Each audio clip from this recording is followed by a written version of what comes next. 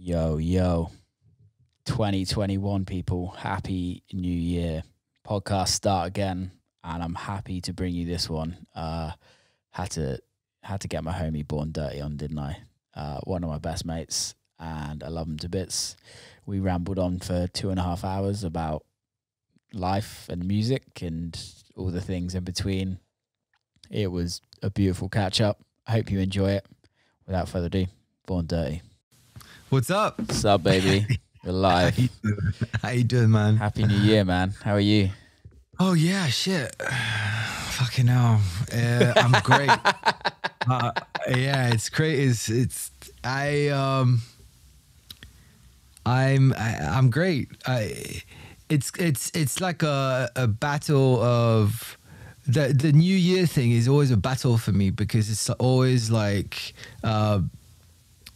I do not give a shit about the new year. I don't. Like, it's like another day that is just part of like a way bigger cycle than this small cycle that we decided to have. But then equally, it's like there's a part of me that is like, stop being a cunt and just accept that, you know, it's nice to have these cycles as well and just kind of like reset and focus on what you've been doing for a year. Which is absolutely jack shit. Yeah, you texted me the other day and was like, you were like been in the studio, and I was like, damn, dude, you're writing some good stuff. And you were like, yeah, I haven't done anything for 7 months. It's about time. Yeah, no, 100%. And it's literally didn't do anything. I mean, you know, sat here, tried this, tried that, but my heart and my guts were not in the right place. We're not in the place of making music, which was pretty scary for me. Not because of that, because that happens to everybody at one point. You know, it's just that's another type of cycle we go through, but creativity, but the length of how long I didn't want to do it for. And that was scary. Yeah, dude, that would fucking freak me out.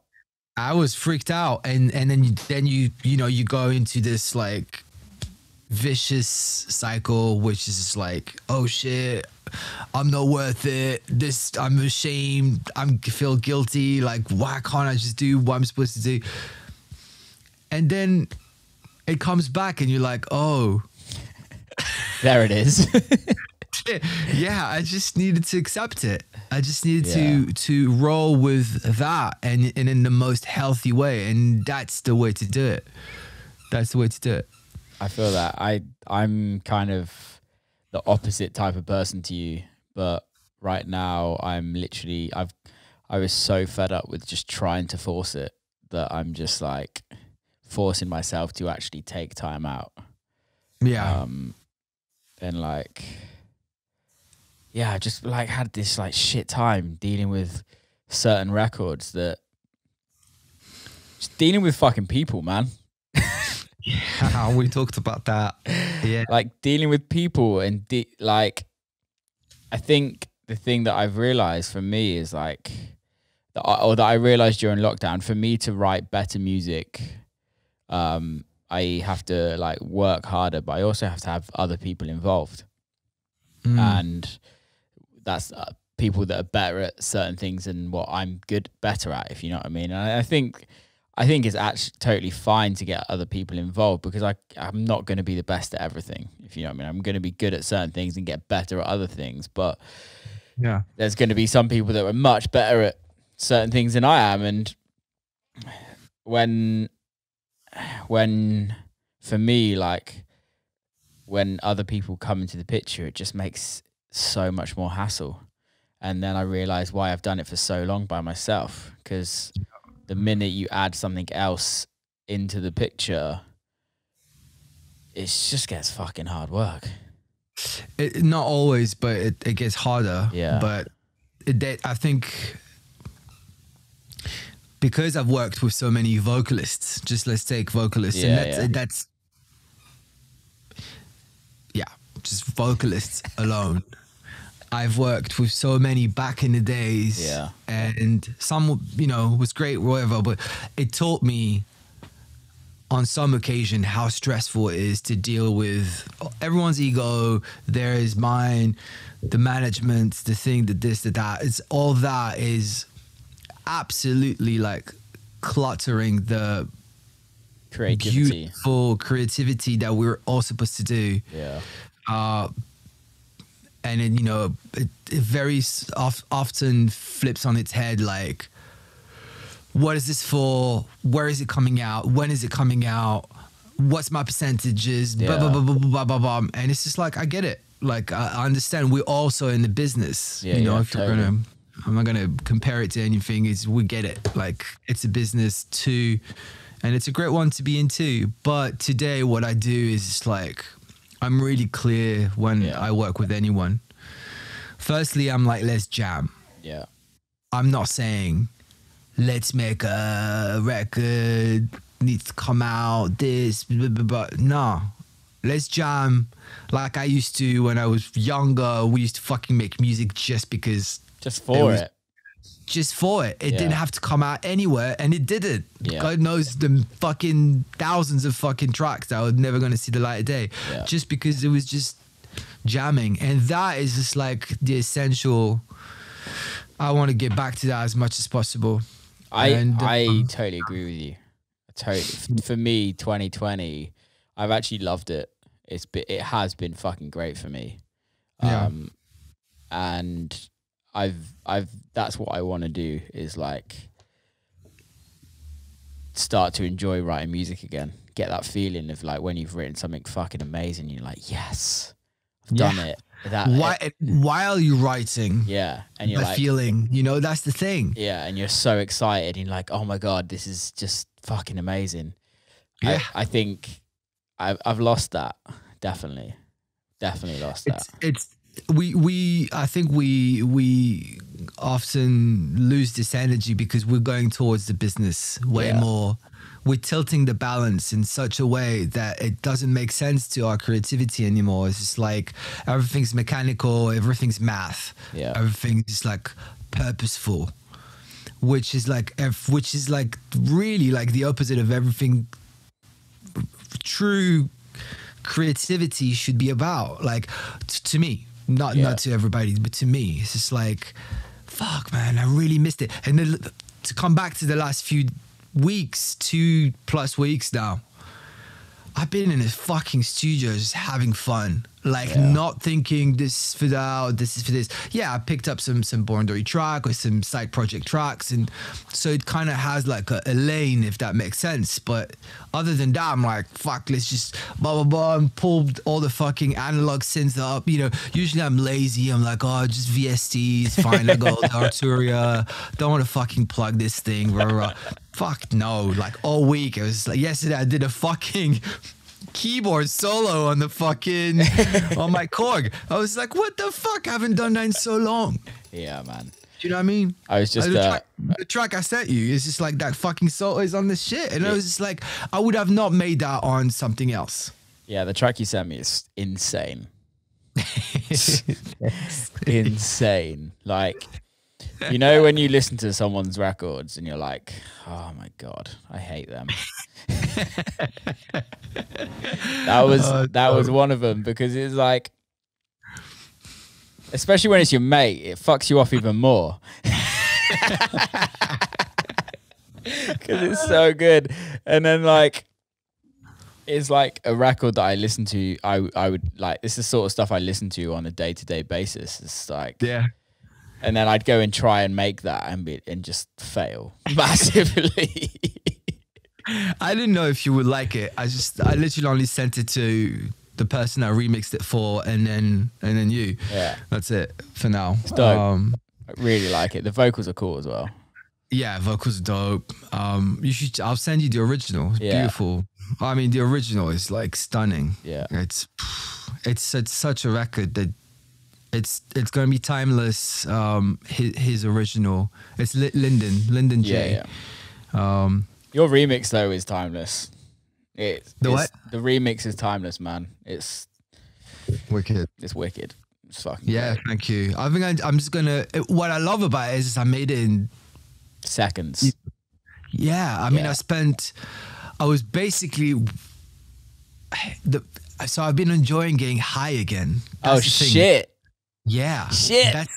Yeah. What's happened? We need to talk about too.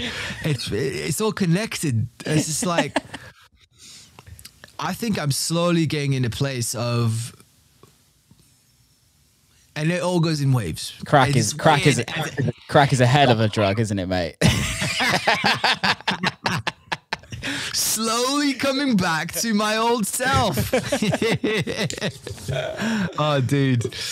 We're not going to dive deep into the old days drinking water. But no, I've been enjoying like edibles. Yeah. I don't like smoking, but been, traveling. Like I did a few things, like when I went to Arizona on my own and I went to Nevada on my own, and then I got some edibles and I did some there, and then I was just like, whoo, I was fucked because I'm not used to it anymore, but I was fucked. Like literally, Noah was like, just take half of the sweets. They're fucking tasty. That's the problem.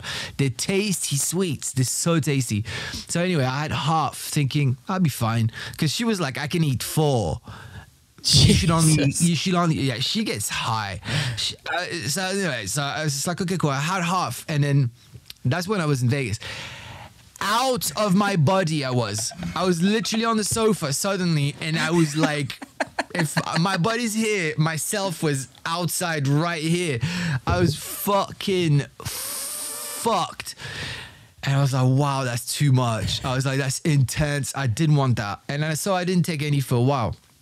And then back here, started getting back like to a good rhythm and in a good mood or whatever. And then I was like, fuck it. I'm just like, I bought this awesome fucking game like Jedi. It's like a Star Wars shit. It's fucking sick. Oh, I love your life. Our lives are so opposite, and you're like 10 years older than me. And I'm like, I wish I could have that life. I'm telling you, it's all what you decide to be and to do. So I was like, let's pop like a little THC edible in my face. Boom. And I'm high all fucking day. I'm like, woo, playing the game, loving it. I'm like having a blast. And then suddenly I'm like restless. That was yesterday. Yeah. And I'm restless, or the day before, sorry. And then I was just like, I told him, I said, I'm restless. I'm just going to go in the studio, maybe play some other games or maybe do whatever. I just need to be in a different room. So I got here. I sat, and then I looked, and I was high, and then I was just like looking at my sessions, and I was like, oh no, I don't want to work on any of this shit. No, I was stressing out about looking at all these sessions that I have on my computer that they were not finished. Gave me anxiety. And then I saw the stems for the Linden track that I've asked him fucking months ago, and he sent it. And I was just like, fucking dragging, didn't do any music. I was like, oh, I could try that. And then boom. And then in 2 hours, slammed that. I was like, wow. And I was, it was fucking crazy. I'm sorry, I'm dragging here, but the fact that I was high as fuck, I was listening to some of it was like I was hearing the frequencies differently, because I know that's how I used to when I used to fucking smoke a lot. Yeah. The writing I do when I'm high is entirely different than the writing I will do when I'm not. It's two separate persons. And that's what happened, because I write fast. I go straight into the zone, into what makes me feel good and what needs to be there. Instead of like what needs to be there, I just go with what feels amazing. Feels right.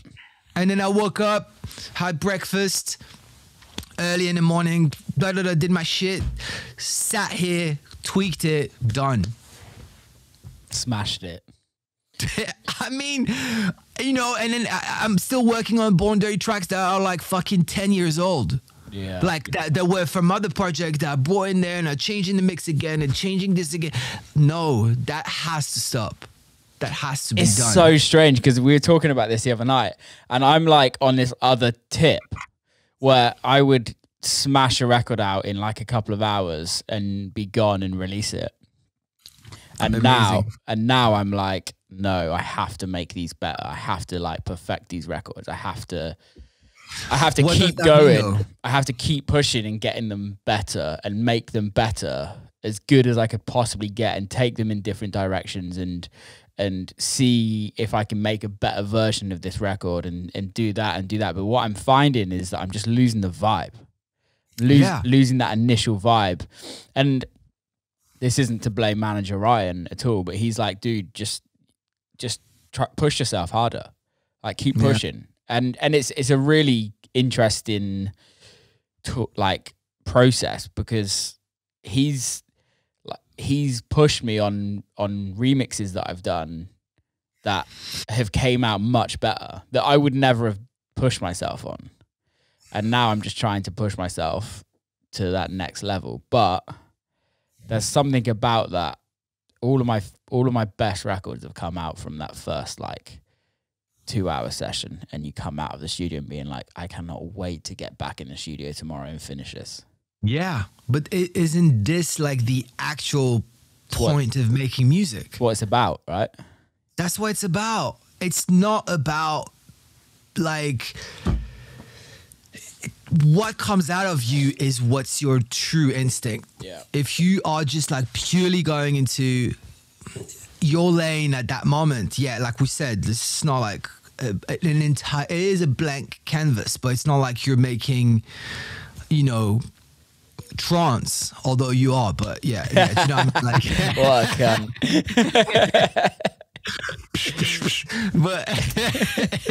but you know what I mean? It's just you're gonna make a techno track or whatever around that's the lane, but the initial energy that comes out of you is what really matters.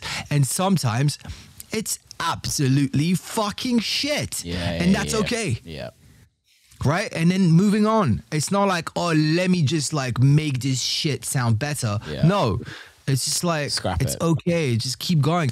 But the thing is, you're going to spend that initial energy.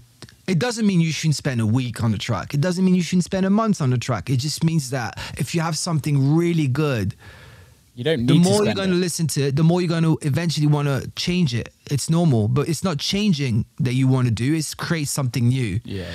So you need to move from this track and create something new instead of creating something new and change it. Because that's what I do with all my Born Day tracks, and that's why I don't release that much music, because I'm constantly changing them. Yeah.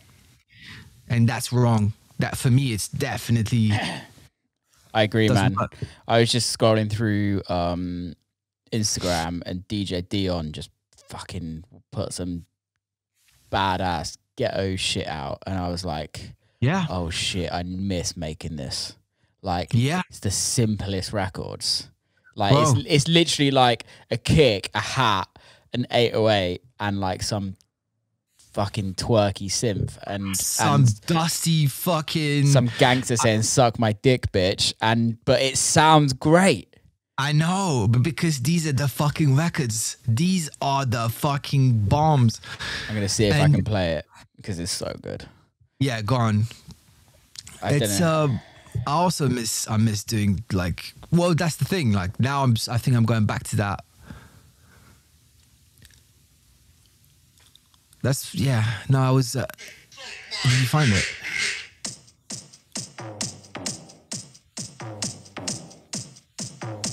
We can't really hear it. Can you not hear it? I could hear it.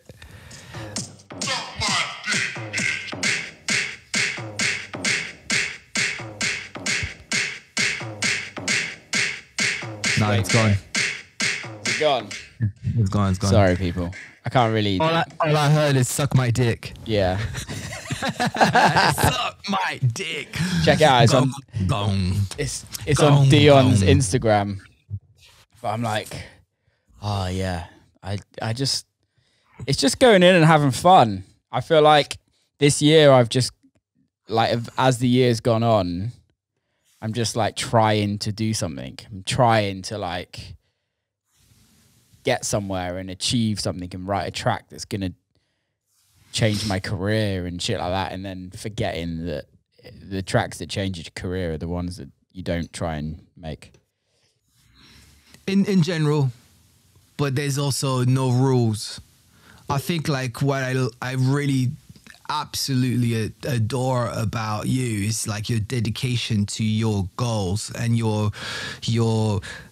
clear mind of like what you gotta be doing.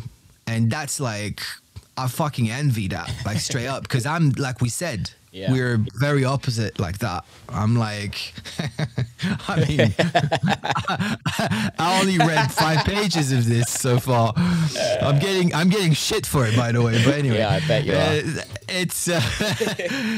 are. The goals are like that you have is just so clear, and you know what you're doing. Da da da. So trying to make that record that is amazing and, you know, a huge vocal like this. It's not easy to make these tracks. No, it's not easy. Firstly, we need the vocalists. We do. And then you need the writers as well. You need the song. You need the writing to be banging. Da, da, da. But then it's just like, then you turn left and then you look what comes out and what bangs and what becomes really big. And you like, I would have never written that. Yeah. Never in my life. Do you know what I mean? So I think what's going to mostly resonate with everyone and the most is what is true. What's your true self, you know? I think being back in the UK for the whole year or since March, like the music here is so different compared to over in America. But I think in America, you're just in your own little bubble. Whereas here, like, I listen to radio more here. There's more influences of music around me. Yeah. And like going to the gym, like the gym music is so different to American gym music, if you know what I mean. Yeah. Everything's it's not EDM. It's not, well, in the gym in Detroit, they play like hip hop and like rock. Yeah. And like, you don't get like, they don't even know what hip hop is where I live. Like it's straight up just not something. And they're still playing Portishead. Yeah, literally. Get everyone depressed. To be fair, I'd actually love it if they played Portishead. Oh god, I that would would get be sweat on. Still top three artists. It's my favorite artists of all time. Did I tell you I saw Massive Attack in Detroit? No. Yeah, mate. I saw them in, oh my God, what's the venue? I'm sorry, Detroit. I forgot the venue name. But it's like the iconic venue in Detroit. But I saw them, just over a year ago. Is it the big Masonic Temple. Yeah, the temple, yeah. Dude, I played there. But anyway, tell me. Oh, check you out. It's actually a cool venue to play in it. Cool and scary, I'll tell you. There's some ghosts in that shit. There is up in the rooms. Yes, it's fucking crazy. And for real. Yeah, it's like we didn't like we ran like at one point. I'm telling you. Well, it's the Masonic temple, so it's like where I don't quote me if I'm wrong, but like is it the Masons? Yeah, I think so. Yeah. Yeah, like that's some sacrifices. And that's some white shit, baby. That is some fucked up shit, dude. Anyway, so tell me of a Massive Attack instead. They were insane and extremely political. Their like visuals were just so political on like another level. I didn't really know what to expect, but it was interesting to like see them in their like a band from my hometown and then in my second hometown watching them. It's kind of amazing. And it is amazing. When was that though? November last year. Not last year, the year before. Wow. Yeah. Damn sick. Yeah, it was amazing. Oh, who's at the door? Yeah, I don't know. It's probably just the wind. She's losing it. ADHD dogs. Oh God, we just found out her breed as well, like yesterday, and it's just like it makes all sense. She's like 80% like a guard dog, which we obviously knew from some sort, but she's full on. She's just full on. Batshit crazy. Pretty much, she's just on alert all the time. Yeah. Like even when she's outside chilling, she's like, you could tell she's like left, right, up, down, this branch move, this fucking wind. And she sees shit that we don't and hears shit that we don't. So it's, we're like, she's crazy, but she probably heard 100 things we didn't hear. So fucking dogs, man. Anyway, but yeah, man, I miss these I miss these days of the old Bristol scene and the trip up scene. That was the golden age of like amazing electronic music that started to come out. I was actually talking to my parents the other day, and my dad was like, is there any, like, from when you were at like school, is there any like iconic songs or bands that like remind you of your time at school? And I'm like, there are loads, but the music, like comparing the music from then, and I know my parents compared their music from now, and I think every generation will do this. Yeah. But the music now, a lot of the music coming out, the popular music that was, because we had popular music, like bands were big when I was growing up. Like Red Hot Chili Peppers, Linkin Park, Green Day, they were Blink-182. They were all like huge bands. Wow, you're referencing a lot of bands trash that I did not listen to. Yeah, exactly. And this is the thing. Red Hot Chili Peppers, yes, but the rest no. Yeah, and Linkin Park, man, they were the ones for me. Yes. All right. I never listened to them because they were too commercial for cool young Mika, but it was just like they were massive and amazing lyrics. This was before I was cool, man. So you were never cool, bro. I'm still not, bro.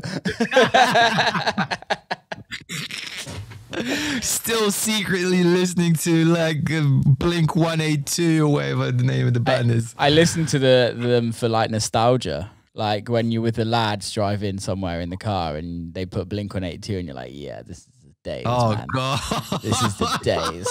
No. You've got that, man. Come on, what's yours?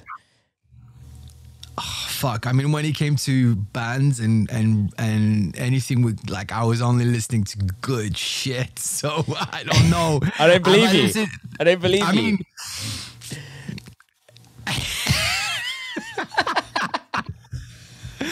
I think the worst like that I probably did was like Vanilla Ice. Which was a banger, that track, but I've never listened to anything else. And then fucking, what was this track? You remember this Transformer? Oh, the like reggae kind of. It was like a reggae, like absolute fucking. Did that go into jungle? It was called Informer, but I can't fucking remember. Informer. Let me try this out. Anybody that's listening, go. Informer. Yeah, I remember that. Informer. Snow. Can you hear this? It's pretty dope. Why do I remember this being? It's pretty party.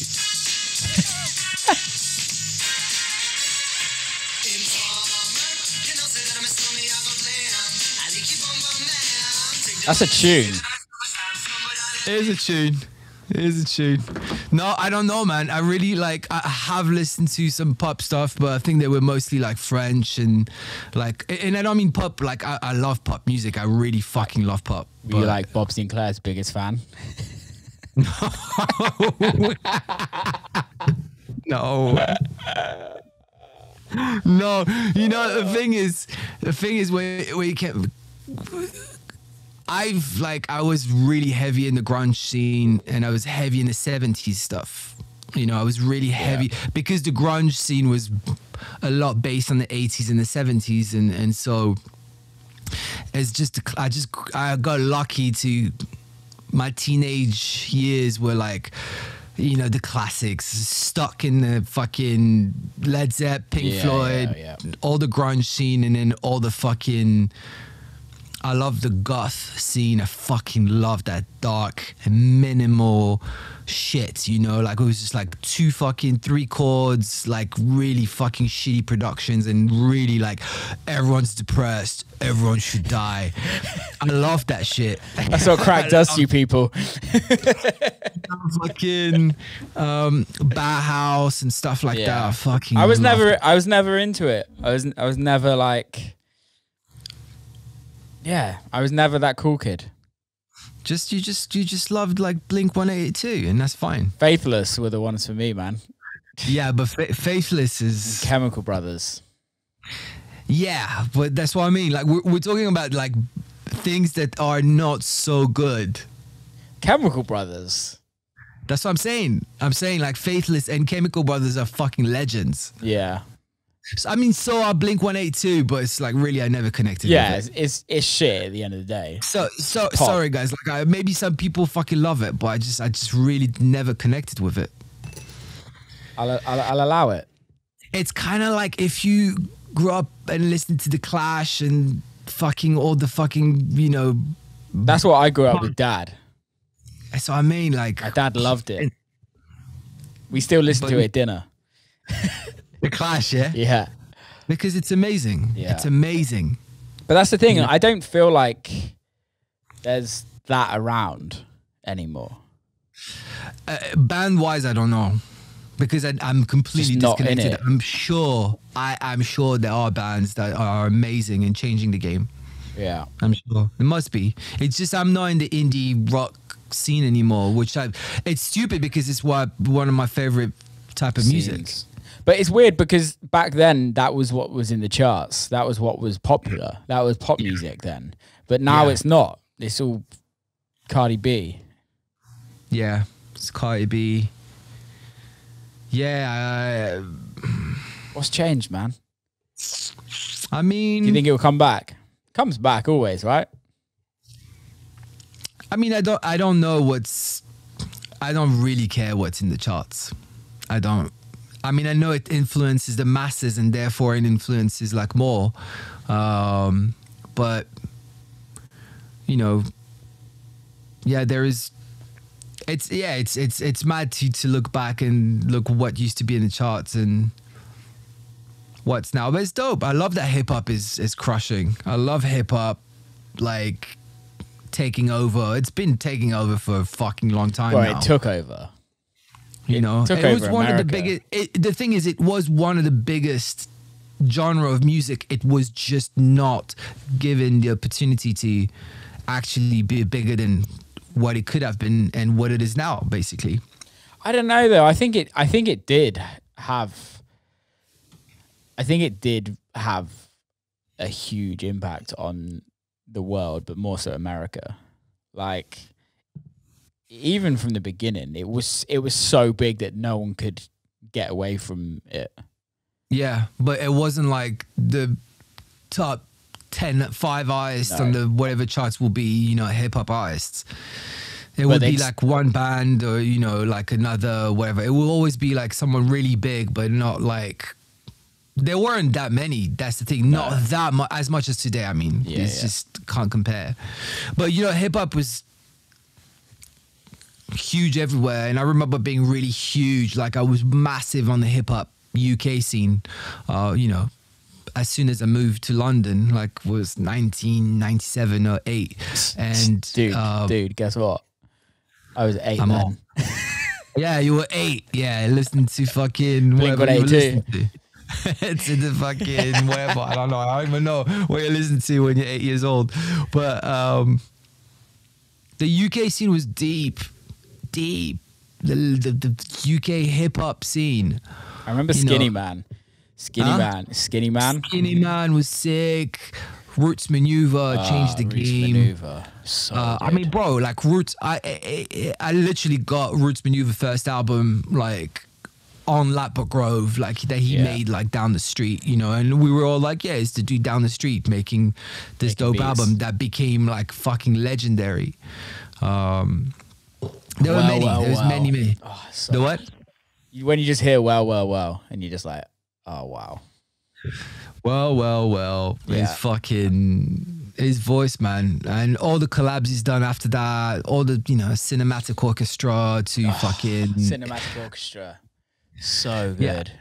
But that's this era, bro. Yeah, All so that good. time. The thing is, I always say, I got really fucking lucky because I went through all these new genres that were just coming out of like nowhere, like, and just doing these hybrid shit. And when 20 years ago, 25 years ago, and before, in London, in the UK, all these influences, all these cultures that were clashing in a good way and creating these like fucking sounds that no one's ever heard before. That was very powerful to be part of that when it happened. What do you think it is about the UK with its music? Because it is insane how much of a small country it is and small population in the grand scheme of the rest of the world, and the power it's had on the rest of the world.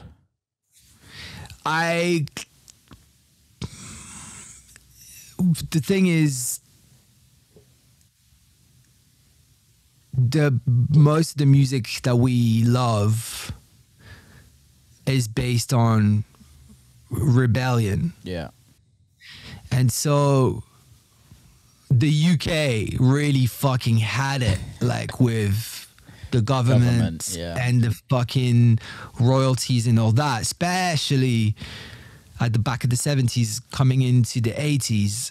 Everyone was sick of it. Yeah. And Thatcher and all that shit, everyone was like fucking hating. So what happened is also England colonized many the countries. world. Yeah, the entire world, hand in hand with France and, Holland and Portugal and Spain. But what happened is it's like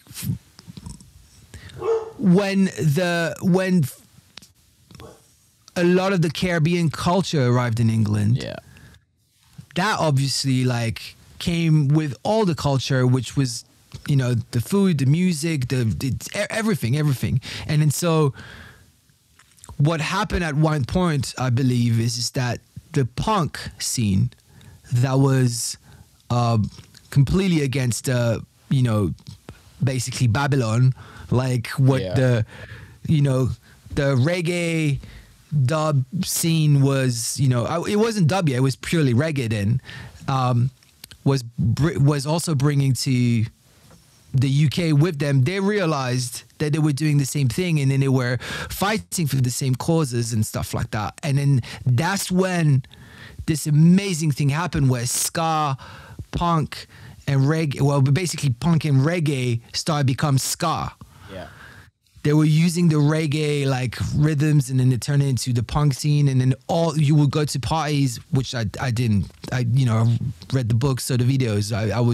I'm old, but not that old. But I didn't get to see that, which I would have loved to. Yeah. To get to fucking punk parties or like fucking underground parties, and it would just be like amazing like mix of cultures. And that, I think, the UK was very, very lucky to have that, because from that emerged all the fucking multiple types of sounds. And from that we got the jungle, because that was like the reggae tunes and the funk tracks that were just basically to speed that shit up.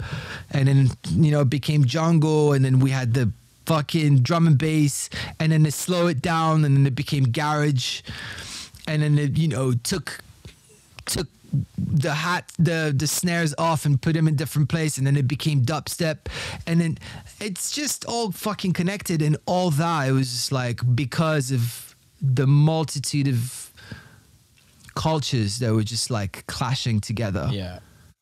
Fucking love that. And in France we have that too. And then because of all the cultures that are in France, and we created some of the fucking. But as much as the French scene has had like really some types of music that were really like, you could say, oh shit, that's like the French touch or the French sound or whatever. Mostly it's all UK. Yeah. it's all UK shit. It's the one thing I wish I kind of got more involved in growing up is like the free party rave kind of scene. But it was kind of out when I was growing up. It was kind of, it's still around, but it's not what it was about back in the day. And the music kind of changed a lot, but I would have loved to have been around like with the like Junior Boyzone kind of era and just kind of seeing all these insane like underground techno parties, really. But it wasn't even techno. It was just dance music. It wasn't techno. No, it wasn't. I used to go. That's where I used to start going raving, and it was with like Spiral Tribes and Spiral Tribes. Sorry, not Spinal. Spiral Tribes. And all they weren't even underground. Underground was even like not something they would even. It wasn't even a word. It was more than that. It was a like, community. It was a community. It was a movement. It was a community, and it was just like a massive fuck you to like everything because it was free. These guys were like straight up. I mean, they were making money a certain way, which don't have to fucking mention. But they were doing everything for free, bringing all their gear, and they were going around Europe. And I got really lucky because they were coming to south of France as well, and all my mates were way older than me. So when I was 15, 16, my mates were like 20, 25. Yeah. And they were throwing raves in the forest, in the mountains, because we have all that. And I remember seeing these dudes, like, not even just my mates, but like the guys that when we would go and see this, Spiral Tribes, and I can't remember all the names now, but I'm gonna Google some as you're talking. Yeah, the fucking raves, bro. They were like, first of all, it was all vinyl, obviously. Yeah. All vinyl. Wait, what's vinyl? Yeah, exactly. It's this thing that you put inside the CDJ. Wouldn't it be funny if they created like CDJs this big where you put the vinyl inside? It'd be sick. Pioneer, hit them up. Pioneer, guys, let's do it. It reads the fucking thing for you, and then you get all the fucking titles from the vinyl. That'll be sick. Actually, I that would be terrible. Scratch that, because the most beautiful thing about the vinyl is to put your hand on it. Yeah. So the parties there were fucking wild. It was all vinyl. It was 3-4 days non-stop. Dude, move away from your mic a little bit. It's distorting. 3-4 days non-stop. And then I remember like it was hardcore, acidcore, fucking like side stages often were like jungle. It was like, bro, like it was fast. You would get fucking slammed. Yeah. It was fucking sick. I loved acid core. It was my fucking shit. I fucking loved it. It was hard. It was hard. It's really hard. It's like 180 BPM. Yeah. 180 BPM with some fucking crazy like acid shit. That's like amazing. Little Texas vibes now. Yeah. Dude. And people were like booing the DJs if they were making mistakes. It was fucking ruthless. It was, as much as it was incredible, the vibes were also very ruthless. Like everyone was dancing, everyone was in the zone. No one gave a shit what the DJ looked like. They didn't give a shit what people thought they looked like, whatever. Yeah. But they only cared about how they were DJing. And if they were making mistakes and the vinyl will start to move a little bit from mixing 2 fucking records at 180 BPM on 2 vinyls, high as fuck. It's like, and then they'll make mistakes and people will be like, boo, boo, and come to the fucking face of the DJ, be like, what are you fucking doing, bro? That's just like, French people. That's just French people. ruthless. That's how we grew up, bro. So you roll. I remember one of my ex-girlfriends, she was like a proper partier, and she took me to a free party in Maidstone. And it was the old abandoned leisure centre, and they'd obviously broke in and just like turned it into this massive rave. And like they were playing like hard house, and I was not into the hard house, but the amount of ketamine people were on was just on another level. And it almost kind of got to the point where it was like, this isn't about the party now. This is just about getting high as fuck. And I think for me, there's like, obviously I don't drink or anything like that, but there comes a point where it's like, I don't have an issue with people getting fucked up or taking drugs or anything like that. But when the getting high is more important than going to party and listen to the music and experience the music, that's when it's not worth it for me. It doesn't create a good atmosphere. There was more people fucking getting high than listening to the music than in the actual room where the DJs were playing. And you're like, well, what's the point in this? Like, you can just do this at home if you want. Yeah. I remember at one point, I remember clearly at one point being with all the mates, we were like always looking for drugs, always looking, going to raves, always like, whether we didn't get it before, we would definitely try to get it at the party. And then if we would spend most of the night looking for the fucking gear instead of just enjoying the night. Yeah. And that really was shitty. I think that's a younger thing though, right? It probably is, yeah. I mean, I was really young for sure, but I remember like going out partying with mates, and all they were out to is just get fucked up, which I think is a younger thing. But the thing is, it's not about getting fucked up. Getting fucked up, great. Getting fucked up on good drugs, great. Getting fucked up on good drugs with good music, amazing. Amazing experience. But spending all your fucking energy looking for this, you know, looking for whatever you're looking, that's taking away from, I think, the music. If you can't interact with the music without the drugs, then it's a tough one. It's a tough one because also you've never done drugs, right? Or have you? No. You've never done anything? No. Nothing at all? Nothing at all. You sound like you're lying. You're lying, bro. I know people. I know when they're talking shit. No, nothing at all. I'm calling you out right here. You're going to have to stick to the fucking script here, I bet. But offline, you're going to have to tell me.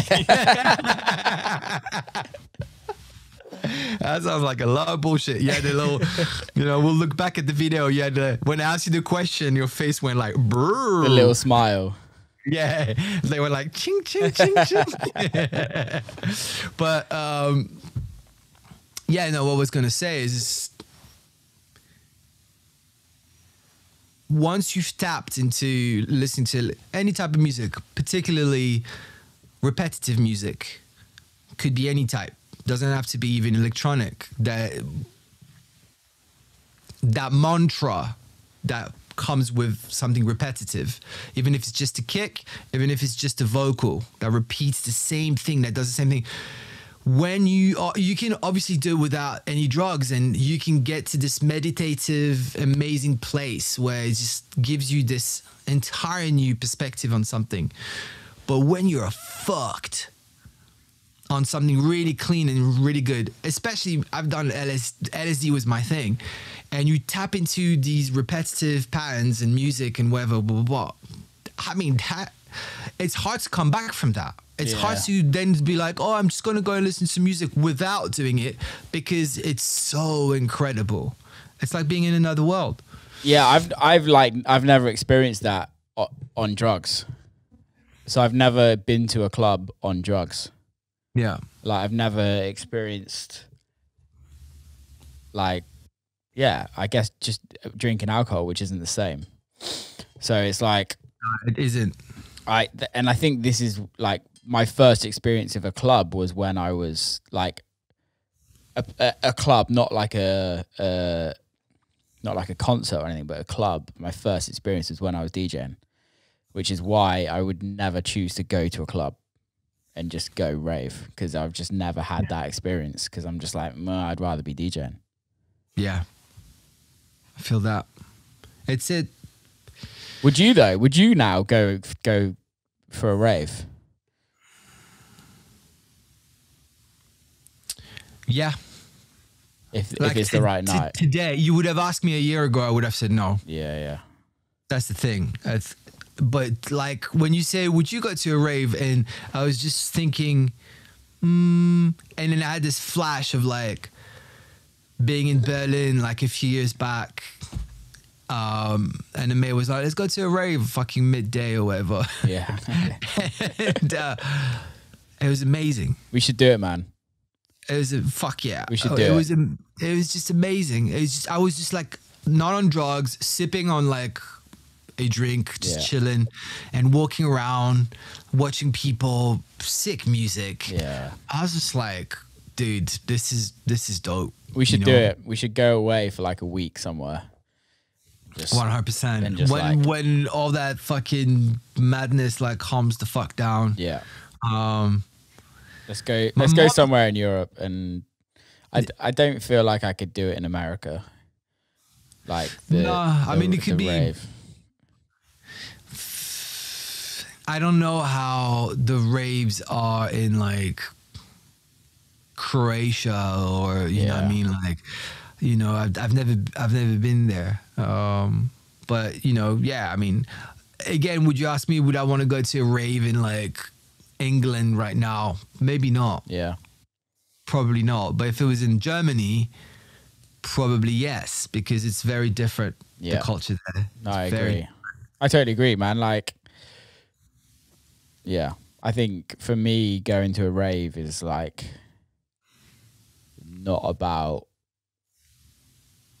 I'm trying to say this like without trying to offend people, but it's like, just fucking offend people, bro. It's like, I feel like people go out and rave not just to listen to the music now. It's like to show all their friends on Instagram what they're wearing and what they're doing and what they're drinking. Like I want to go to just this like cool little club when no one gives a fuck.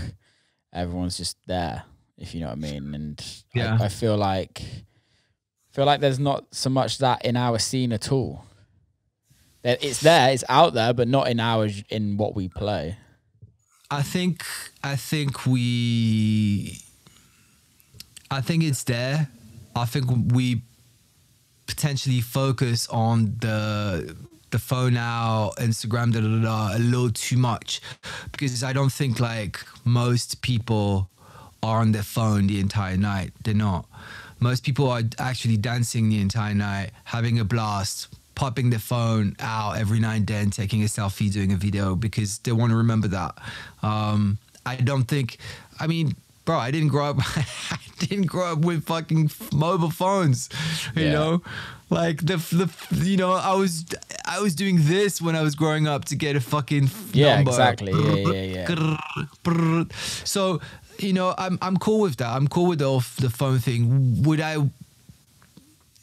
Do I like places? Would you go to see gigs and they're like no phones allowed? Yeah, I love that. But that's the thing, is I'm cool with the phone thing. I don't give a fuck about the phone thing. But what I'm talking about is what I want to go to.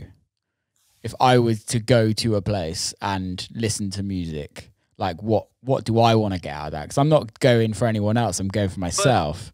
But what you really... Yeah, go on. Sorry. Go ahead. I remember going to see the Chemical Brothers 2 years ago in New York. Like, I didn't get my phone out once, and I just purely because I'm like, I'm loving this moment. I don't need to record this. I don't need to watch this. But again, I didn't like, even though we had phones when we were younger, social media wasn't around. If you know what I mean, we didn't have smartphones. It was all like flip phones and matrix phones. So like we couldn't record it. So for me, it was more so about enjoying the moment. And I get today's whatever people do now is what they want to do. And at the end of the day, phones help us.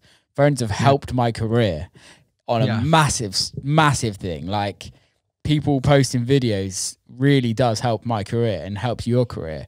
But I'm talking about what I want if I was to go to a rave. But I know what you want. What? What you want is to go to a rave, and that's what you mentioned, Chemical Brothers and stuff like that. You want to go to a rave with people that are from an older generation. Yeah. That is truth. At the end of the day, if you were going to go to rave, you would want to go to like Giles Peterson's like worldwide festival or some shit like that, where, you know, you mostly have like, you know, 30-year-old plus like all the way to 50 years old, where people just go purely for the music and having a really good time. I don't think you want to go to a rave with like 20 years olds. That's the truth. Yeah. Yeah, I guess so. That's basically, it is. It's okay. The raves we talking about, they're the raves they used to be. They're not anymore. Or you can find them, but they're not even really raves anymore. That's the thing. It's a bunch of old men trying to live like their old days. Bunch of old people drinking champagne, you know, at a rave on the beach. You know, it's like that's what we want. We don't want to go to a rave at the end of the day, let's be honest. No, at the end of the day, not really, unless it's like this particular thing I have in my mind, which, like, you know, Berlin or like somewhere like, it's not even cool, but somewhere where I know it's just going to be gritty but sexy. I want to go somewhere in Japan that has like these like insane sound systems, like, because they have some crazy sound system bars. The bars are just like on another level of sound systems, and you're like, you go up like 4 floors and you just go to this tiny room and it's like literally like 60 people, and you're like, oh my days, what happened to this? I'd totally move to fucking Japan if I could. Same. Should we just go together? I mean, I would move to Osaka like tomorrow. I haven't explored Osaka that much. I need to. I've been once, but not enough. That's where you want to move if you move to Japan. Yeah. That is, because Tokyo is amazing. I believe 3 hours away from Osaka, so it's chill. It's like you can go anytime you want. But Osaka is on another level. I mean, Jax obviously lives there. Yeah. He lives between Tokyo and Osaka, but what a beautiful, absolutely beautiful city that is. And I've been 3 times and I still haven't done anything. Like, there's so much to do. But the culture, and it's exciting there, you know, it's like exciting, and you have all these little hidden places. The shops are hidden, the bars are hidden. Literally, you could go up some like 3-4 floors and with nothing, no signs, nothing, and then suddenly you're somewhere. You're somewhere. You're in this weird ass door, and then you open it, and then you open the door, and that's one example, but that happened to me many times. You open the door, and then there's a wall, and then you turn, and then there's another door that is like literally a meter high. For short people like me, it's fine. You can say it. You would have to jump to hit your head, but I had to like. What are you saying about Asian people? Born dirty.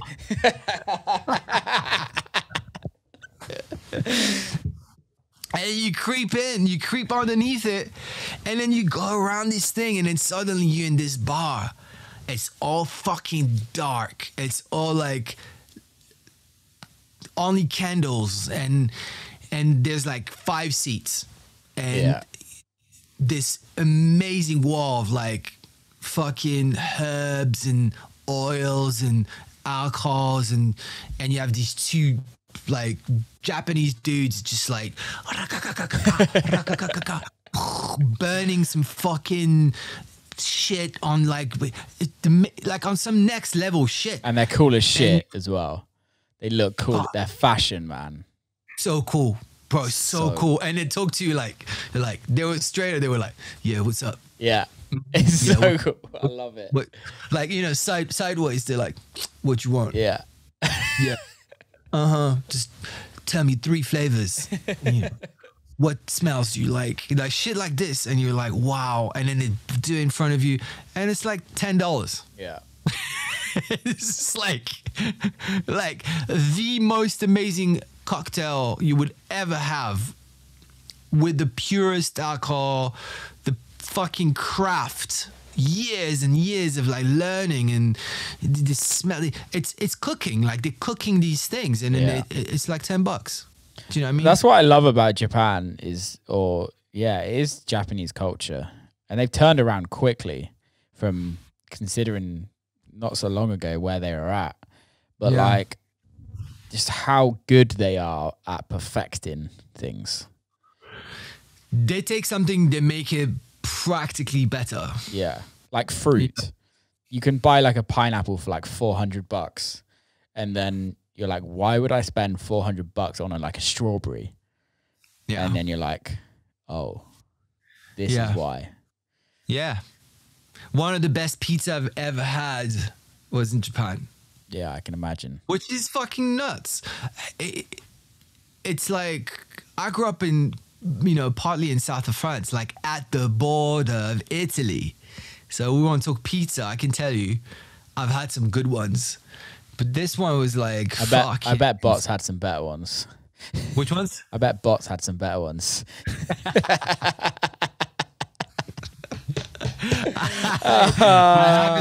I have not seen it. If you hear this, Bot, like, I know you've been to Osaka and you know the pizzas are fucking banging there. Yeah. I miss Japan a lot. Yeah. I mean, do you ever get like weird looks because you're like so tall? And no, not in Japan, not so much. Like they're like at the shows, like I've had like, I mean, I am pretty tall there. I'm pretty tall, but no, in Japan, not so much. They're very like, in general,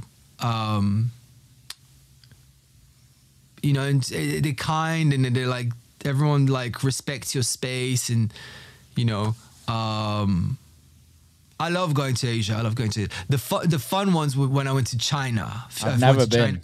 I've never been. I've been to China a few times, and straight up, like, if I go on the main street, like somewhere, you know, in Guangzhou or, you know, Shanghai, way less, but you know, whatever. And you know, when I used to, really tall, wearing like crazy fucking clothes and like bleach hair, and people would stare like hard, but not in a bad way. They would like have massive smiles and just be like, "What the fuck," you know? What's just landed in China? Yeah, it was like that. But no, in Japan, not so much. I love China. I love it. I love it. I really want to go. I love it. Like, was that when you were doing Sonic Kick? Yeah, and Born 32. Oh, really? Cool. Yeah. It was right at the turnaround. The turnaround, yeah. It was really, really cool. What made you go to America? We've never spoke about this.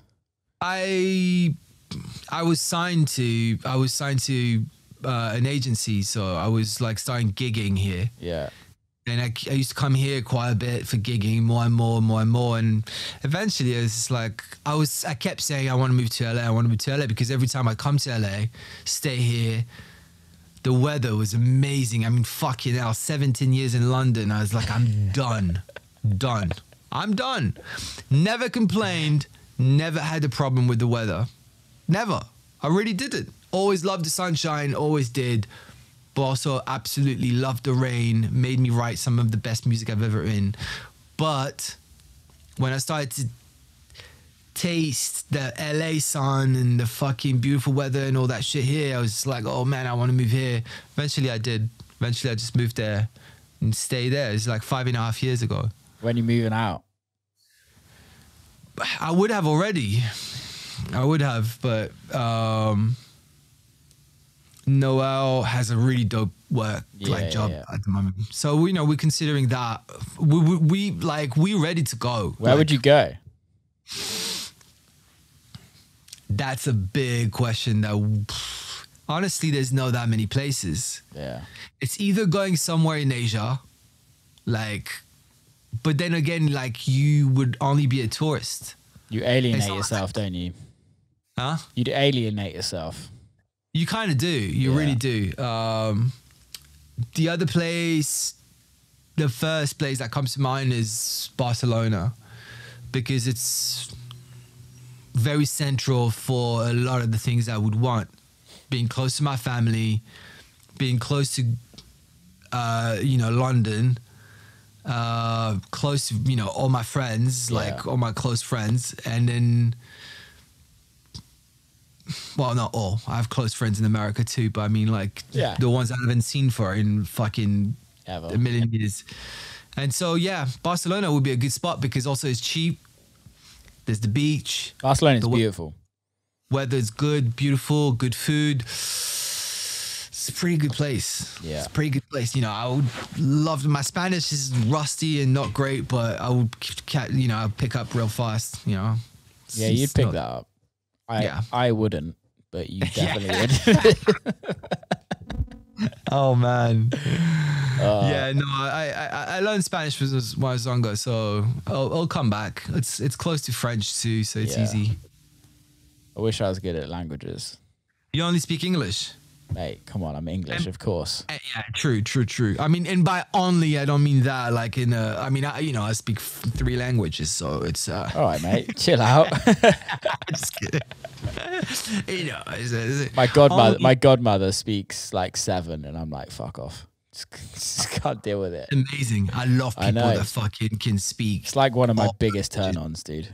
It's amazing. When I hear a girl go from some language to another language, I'm like, oh my God. It's dope. Yeah, I love it. I feel you. My granddad speaks 9 languages. Easy, so cool. Probably more. He can fucking do it. I'm amazed.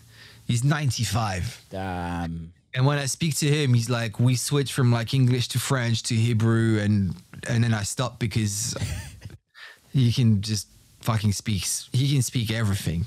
Literally, it's fucking mad. That's mad. That is mad. 95 as well. He's lived some life. He's seen some things. He has. It's mad to when I speak to him, it's always to think about all the things that he's seen and he's lived. The heavy shit that he's gone through. That even if you explain it, you can't even really comprehend. It's I've explained it to myself. I've told myself many times, but you can't even fucking grasp the horror he's seen. But when I speak to him, he's like this jolly, happy, positive motherfucker that he is you can't touch him. Does it ever when you're feeling down, you're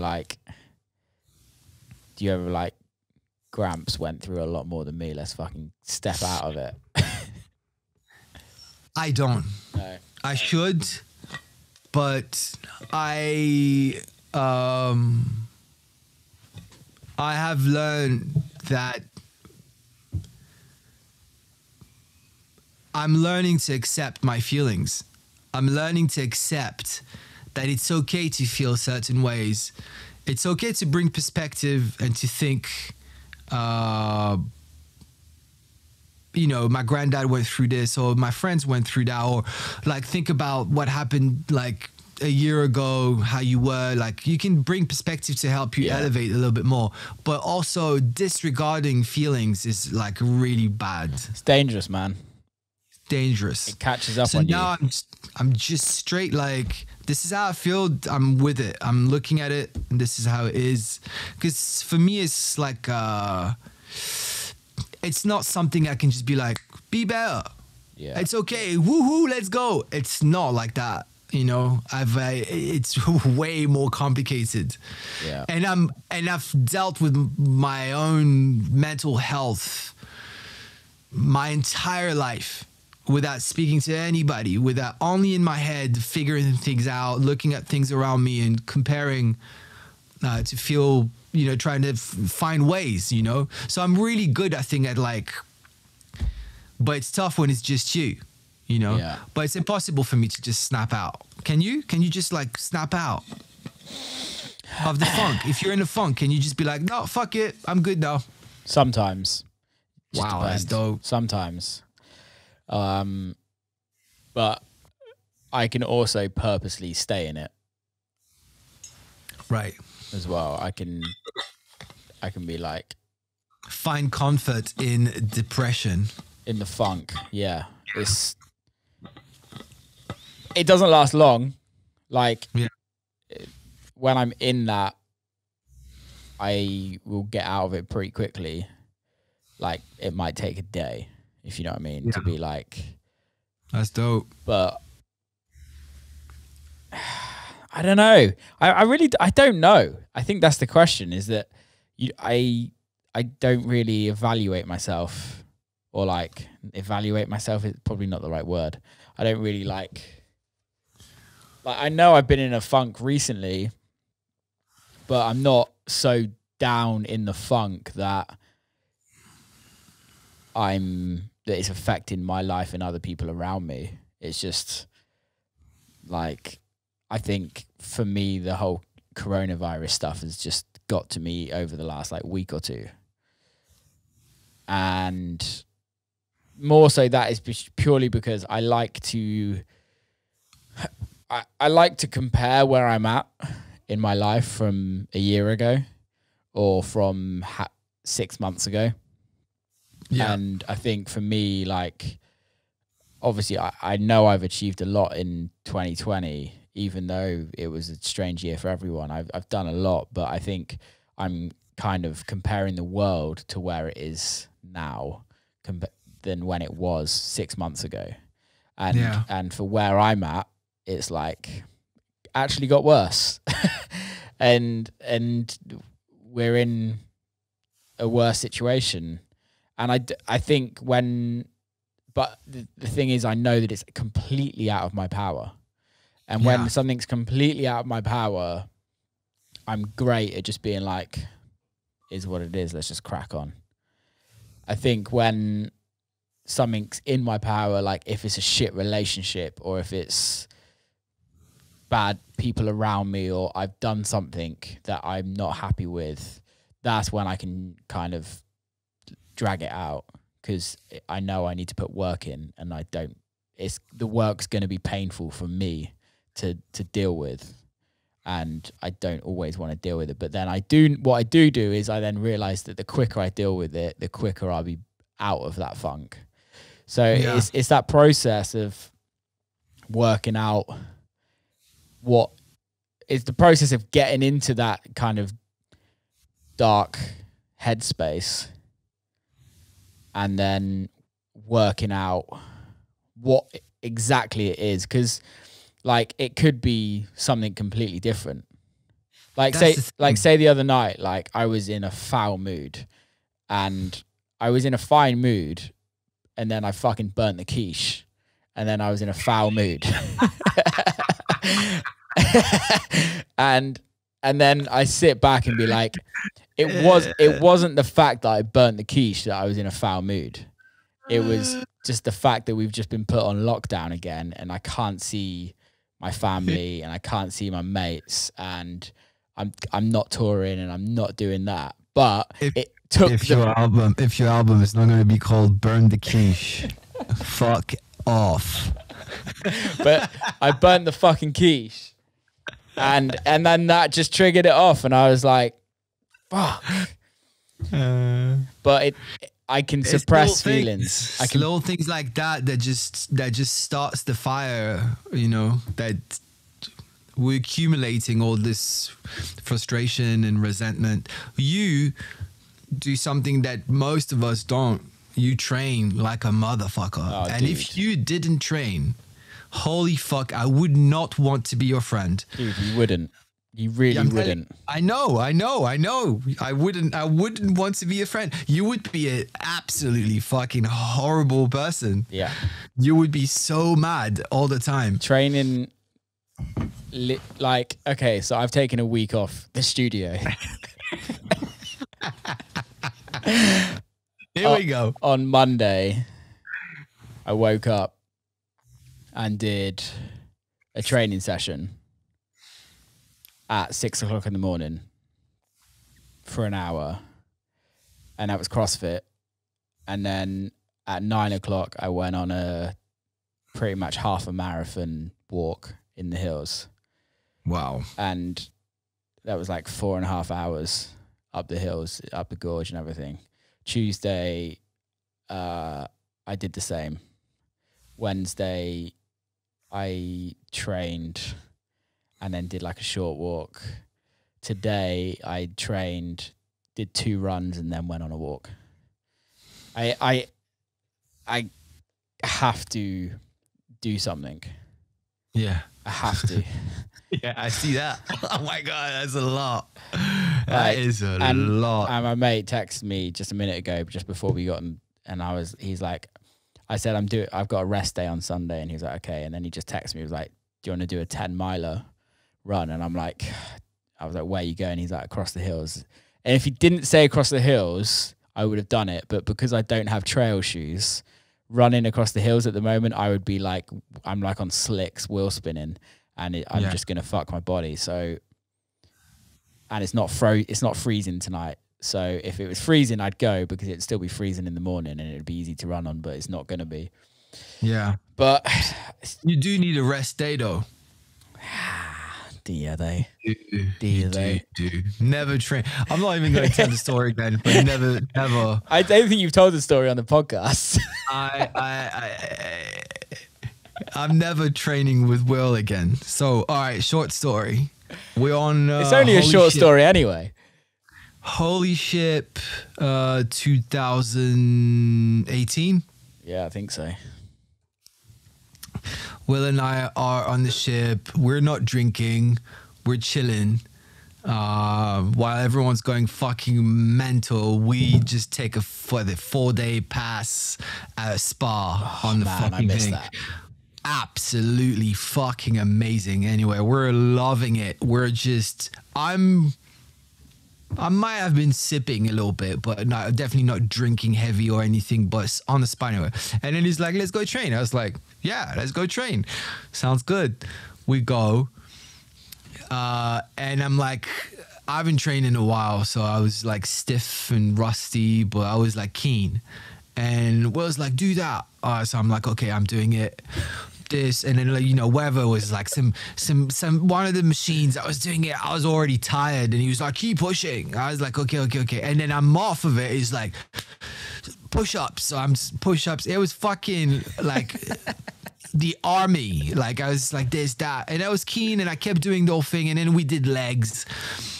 Long story short, I couldn't walk for 2 weeks. Straight up. The next day, I think I was fine, but then I think then the day after that, I was like I was in bed. I was like, I couldn't even like get up, get to the kitchen. And that, my friend, definitely traumatized me from training, because that was horrible. That was the most, and I used to train hard, you know, like fucking 5-6 days a week, fighting, all that shit. Yeah. But like, because I haven't done it in forever, that's what it was. Like, I was like, fuck it, no, never again. But I'm about to buy this thingy, which you're gonna laugh about. I can't remember the name now, but it's like something my gran would buy. It's basically a bench. It's a bench. It's like a beautiful bench you can sit on and then play video games. It's fucking sick. Oh, fuck off.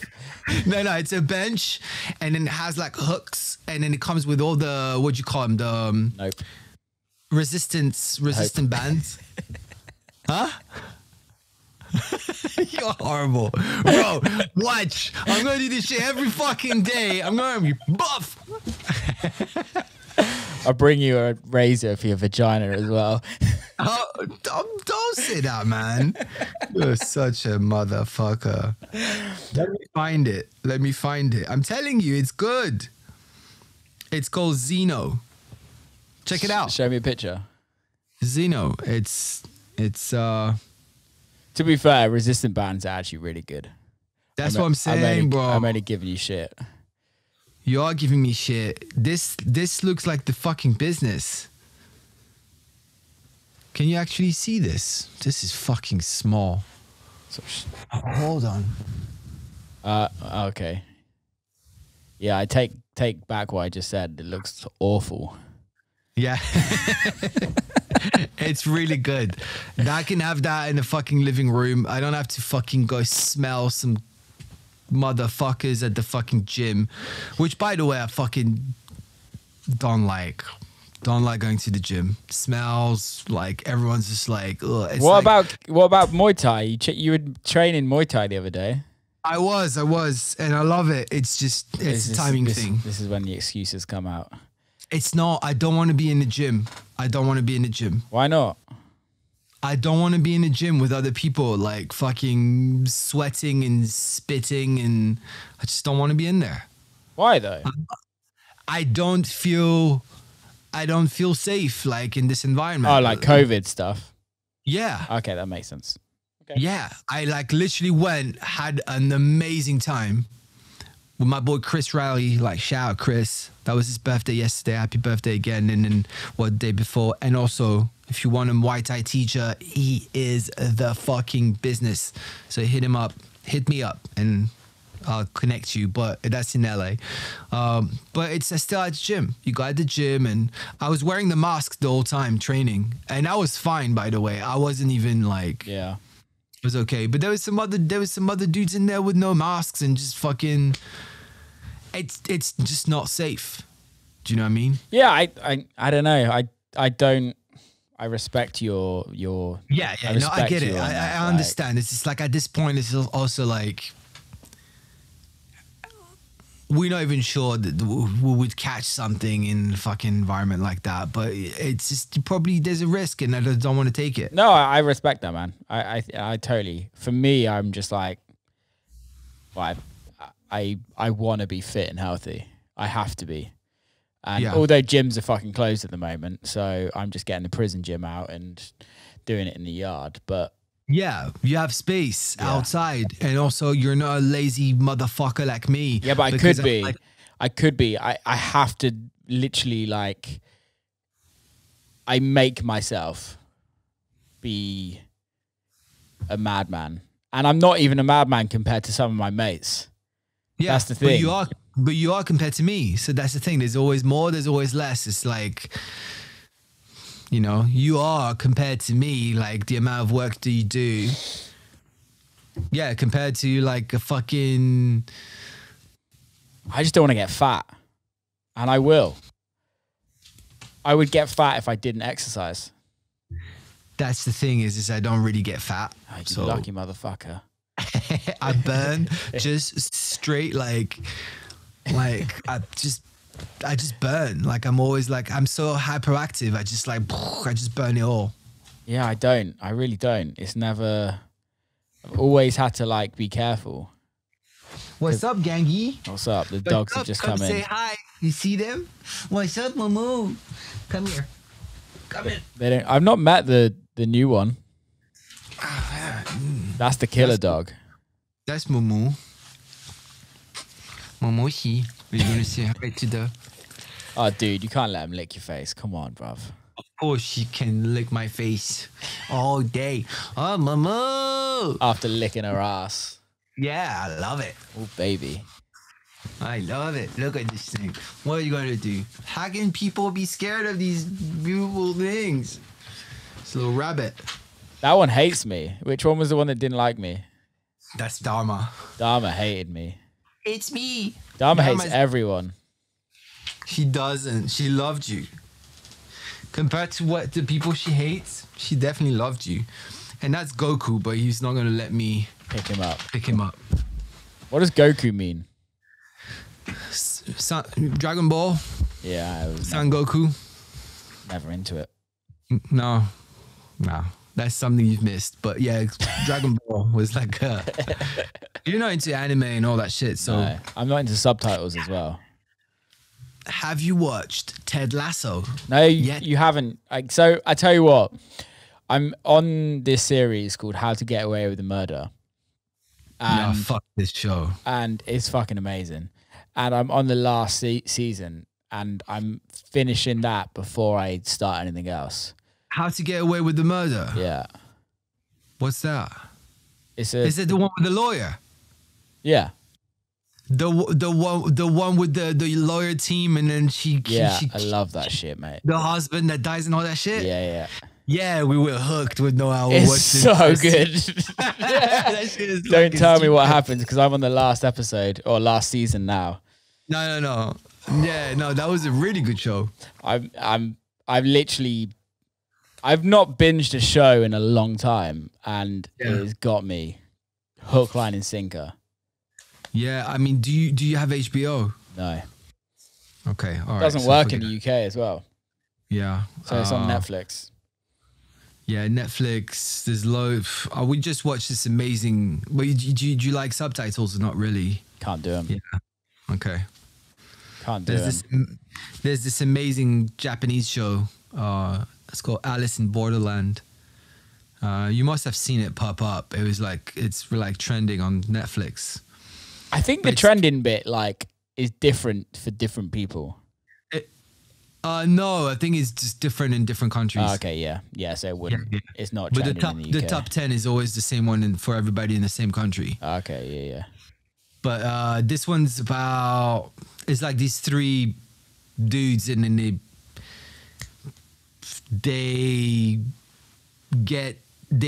don't wake up. They're hiding in a toilet at the beginning. They're hiding. The police is just fucking chasing them. They're hiding. And then suddenly it gets all quiet, and they come out. They're in Tokyo. They come out, and everyone's gone. The entire city is gone. There's just three of them, and they don't fucking get it. And then there's some signs that pop up on like TV screens and like buildings and shit, like with arrows and like going this way, go there, game on, and da da da. And then they get to this place with suddenly they see a few other people with mobile phones. There's like loads of them on a table, and it says pick one, and then they pick one. And basically the whole show is just like games to survive. Yeah, and then one person can survive, sometimes more, and then they're all different games, and they got to get all the cards, and it's all based on like cards. So the type of cards, the type of color of the cards will be a type of game, and then the number is the difficulty of the game. It's fucking insane. It's Is so it like dope. real life Mario Kart?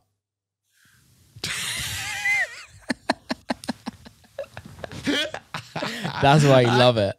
I can't talk to you, dude. I can't even. Anyway, fuck it. I'm telling you. What was that? What was that Japanese film years ago that was like a game, and it was disgustingly brutal? It was like a murder thing, but they were all on an island. It's not Japanese. Is it not Japanese? Oh, was it Japanese? Is it like are we talking about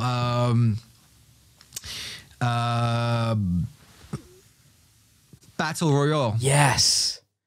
What was that Japanese? I can't right now. I can't remember if it was Japanese or South Korean, but no, it was Japanese. I think. Yeah, Yeah, it was Japanese 2000. It was Japanese. Yeah. 19 based in Amazing. 1990. Yeah. Game changer. That Game was changer. dark, man. The Japanese always do fucked up stuff. They do.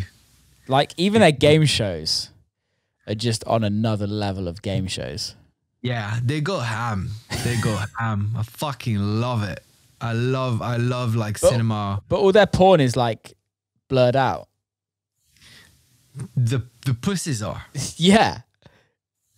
The pussies are, I think, or the dicks. All of It's it. Yeah, pussy and dicks are blurred out. I found some that were not. Hook me up, bruv. I'm just digging. But yeah, no, the Ted Lasso show, man, you need to see that. Yeah, so explain what's it about, because you kind of gave a vague thing. Yeah, because I don't like spoiling. Is it a comedy? It's a comedy, but equally you are a little bit stressed out of the outcomes of like what's happening. So it's a comedy, but you're like, oh my fucking God, no, kind of shit. Okay. You know? And it's on Apple Plus. It's on Apple Plus. I can't remember the name of the actor. I'm terrible. He's doing an amazing job. And he's basically this American football coach that did really well in America with the team that was losing, made him like go all the way to the top, won. And this lady who owns Richmond FC, I believe, just the premise of the fucking thing. She's like, I want him to be the coach. And then so he comes in and he's American. He's never watched soccer and he doesn't even fucking know what he's supposed to do. And he comes with his like head coach or whatever, like he's the head coach, but with the assistant. And then they're both American, and then they're trying to win over the team and everyone around. But he is the most positive, sweet, fun dude that only want to see good in people. And he arrives in fucking Richmond and everyone, fucking football players, they trash him night and day, all day. It's fucking hilarious, bro. It made me feel at home for a while. I was just like, oh man, I missed that. I missed this English humor, the fucking It's pub, so good. It's everything. so good. I mean, it's so, watch it. You love it. You love it. You don't even need to care about football. It has like, it's really like just secondary. It's more fun of like an idea of someone that has no idea about football, like watching that shit. Yeah, I need to watch that. I do need to watch it. I'm telling you, watch it. You'll thank me. I mean, but then again, like you might hate it. I'd be like, man. How good was Queen's Gambit? That was sick. Oh my God. And it's random because I think like everyone else, unless like, but honestly, when I watched it, it just came out. So there was no buzz about it. And I was like, it's because you're so cool. You're just ahead of the curve, mate. You're just above everyone else. You're just cool. mean, it's like your music taste and everything. You know, it was like, it said like no one. It was the better version of on Netflix because I have like Netflix better versions. Like I get the shows before. You have Netflix cool. I have Netflix cool. I have the promos, right? I get all the promos before. But no, Queen's Gambit was fucking sick. It was actually really interesting. Let me pull it up. It was like a quote that I saw the other day. I think I took a screenshot of it, and it's very relevant in our.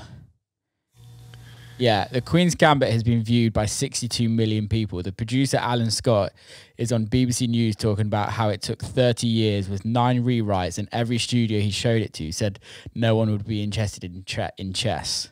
Please preserve with that thing that you're making. Dude, that gives me goosebumps now reading that. Me too. I just had goosebumps. Seriously. But that's what I'm telling you. It's like... I mean, like it's different. Writing a script, writing a movie, you can't be like, let me sit, done, 24 hours, it's finished. Nah, not quite. It's not quite the same. But it's the same concept. Huh? It's the same concept. It's the same concept, but it's also like really touches just that when you believe in what you have, eventually it's going to pay off. Eventually, unless like you really you make some fucking awful music and you think it's great, which is happens often. We've all done it. Me too. I mean, Yeah. I'm like, that shit is fire. And I fucking listened to this like again 2 days after, and it's a pile of crap. So, yeah, but that show is great. The writing's fucking sick. It's amazing, and it's not cliche. It's dark. It's really dark. It's gritty. It's very gritty. It's real. That's why I loved it. That's why I think everyone loved it. It's fucking gritty and dark. And I saw a few things pop up, how like chess has become like, everyone's like learning chess right now. Dude, so you know Ryan, manager Ryan, he's he's always been obsessed with chess. Oh, like, shit. Seriously. And he hadn't watched it, and he plays on chess.com, like, which is like just an app. And he was like, you should get it and we should play each other. And I tried to download it, and I downloaded it and tried to log in, and I was like, dude, I can't, it's not letting me. And he's like, yeah, all the servers are down because of Queen's Gambit. Yeah. I was like, wow. Man, it's mad. Everyone, like, they sold, I can't remember how many fucking chessboards and shit. Like, it's fucking, everyone's learning it. Everyone's learning it. It's great, man. I like stuff like that. It's positive influence to the world. Really, it's amazing. I think like everyone should be playing chess because it's such I love playing chess. I don't do it much, but I fucking love it. I'm so bad. I'm probably awful too. I mean, you know, maybe we should play each other. We should. I fucking love it. But there is something about, with chess it's fine, you can play online, but there's something about just sitting with someone with the board, and I just love it. I just love doing that. Do you know what? That's what I love about New York, is when you're going past like the parks, or like when I used to live in Williamsburg, there was on the corner, South First Street, there was always like old dudes playing dice or playing chess or playing backgammon, always like gambling. Just like, I love seeing it because it's that culture that even in our age group we don't really get, and it's almost, it feels like it's a generation that's just gonna be lost. But there's something so analog about it, so raw about it, where you just it is a very manly thing. Like, you don't get many women just going to play chess on the streets in New York. It's a very man thing. I'm not too sure why. I don't know why, but it is. But there's something about it. I'm just like, I love it. It's sociable. The show touches a lot of that on the subjects. Why? Because it was a man thing. Because women, you know, weren't supposed to be playing this game, and they weren't as good apparently as the man, and that wasn't true in the show, and probably in real life too. I mean, I don't know the history of chess, but it's I got really lucky growing up. Like, we loved board games, and we loved like backgammon. Like, I grew up backgammon like a lot. That's like a cultural thing. In Israel, everyone plays. It's just part of the... Did you live in Israel? I was born there, so... But I moved to France when I was like 3 years old. What passport do you have? Israeli and French. That's dope. Yeah. Israeli and French. Yeah, I mean, like, now with the visa shit, for a second I was considering trying to get like a green card, and then... You know, eventually, like, you know, we thought of everything, you know, it was mad. But luckily, I just got the visa again. So that's good. It's good that it came through. Was it easy? Honestly, it was. Yeah. I mean, it was easy. Everyone had to work for it. Like, of course. My agents, you know, got the job done. But yeah, it was just very expensive. That's all. Yeah, man. They are expensive.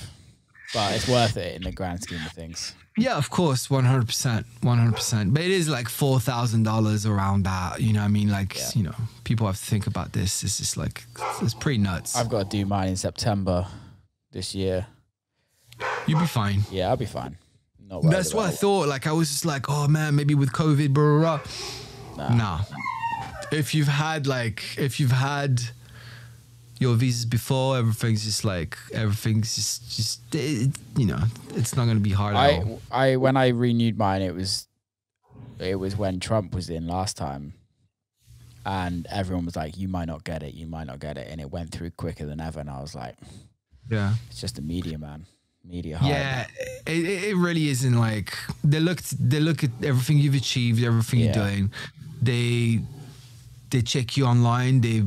I mean, bro, we've been here. We're everywhere. Like on the web. Like, you know, I pay all my taxes here. Do you know what I mean? Just, come on. It's like, that's fine. But yeah, I mean, what's the plan for 2021 for you? What's going on? Releasing a shit ton of music. Like doubling maybe even tripling what I did last year. Okay.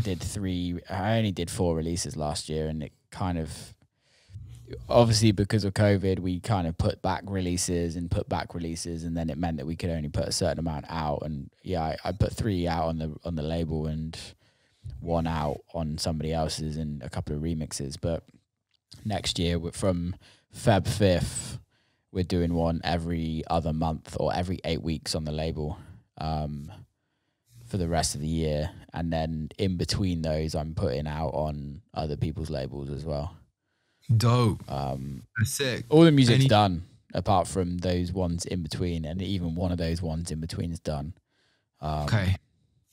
I'm just like kind of at the point where like I've got the podcast going and it's doing really well for considering how quickly it's like we've been doing 40 weeks.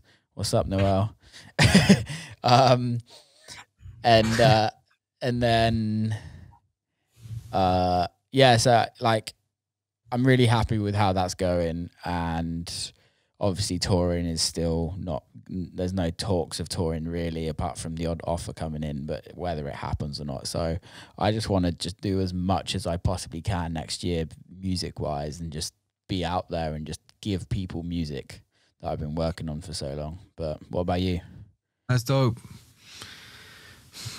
I don't know. Yeah. I'm not even gonna. How does that make you feel to say that?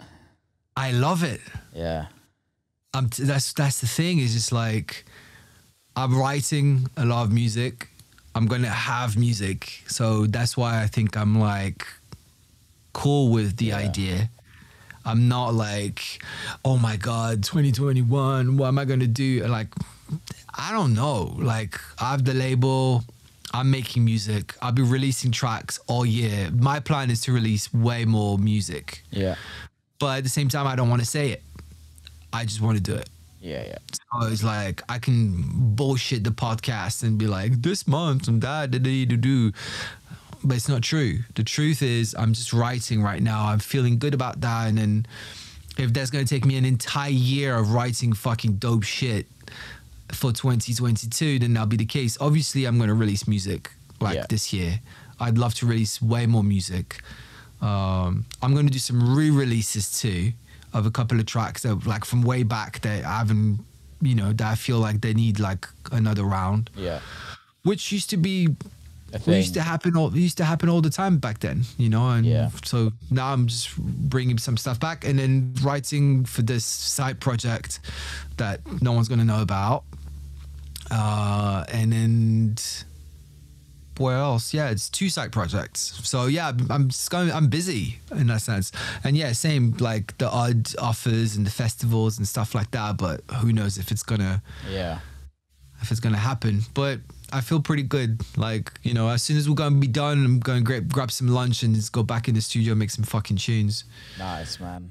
You know?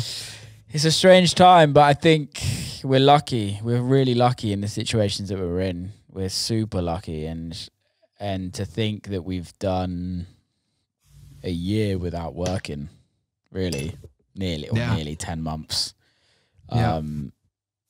So lucky, man. It's mad.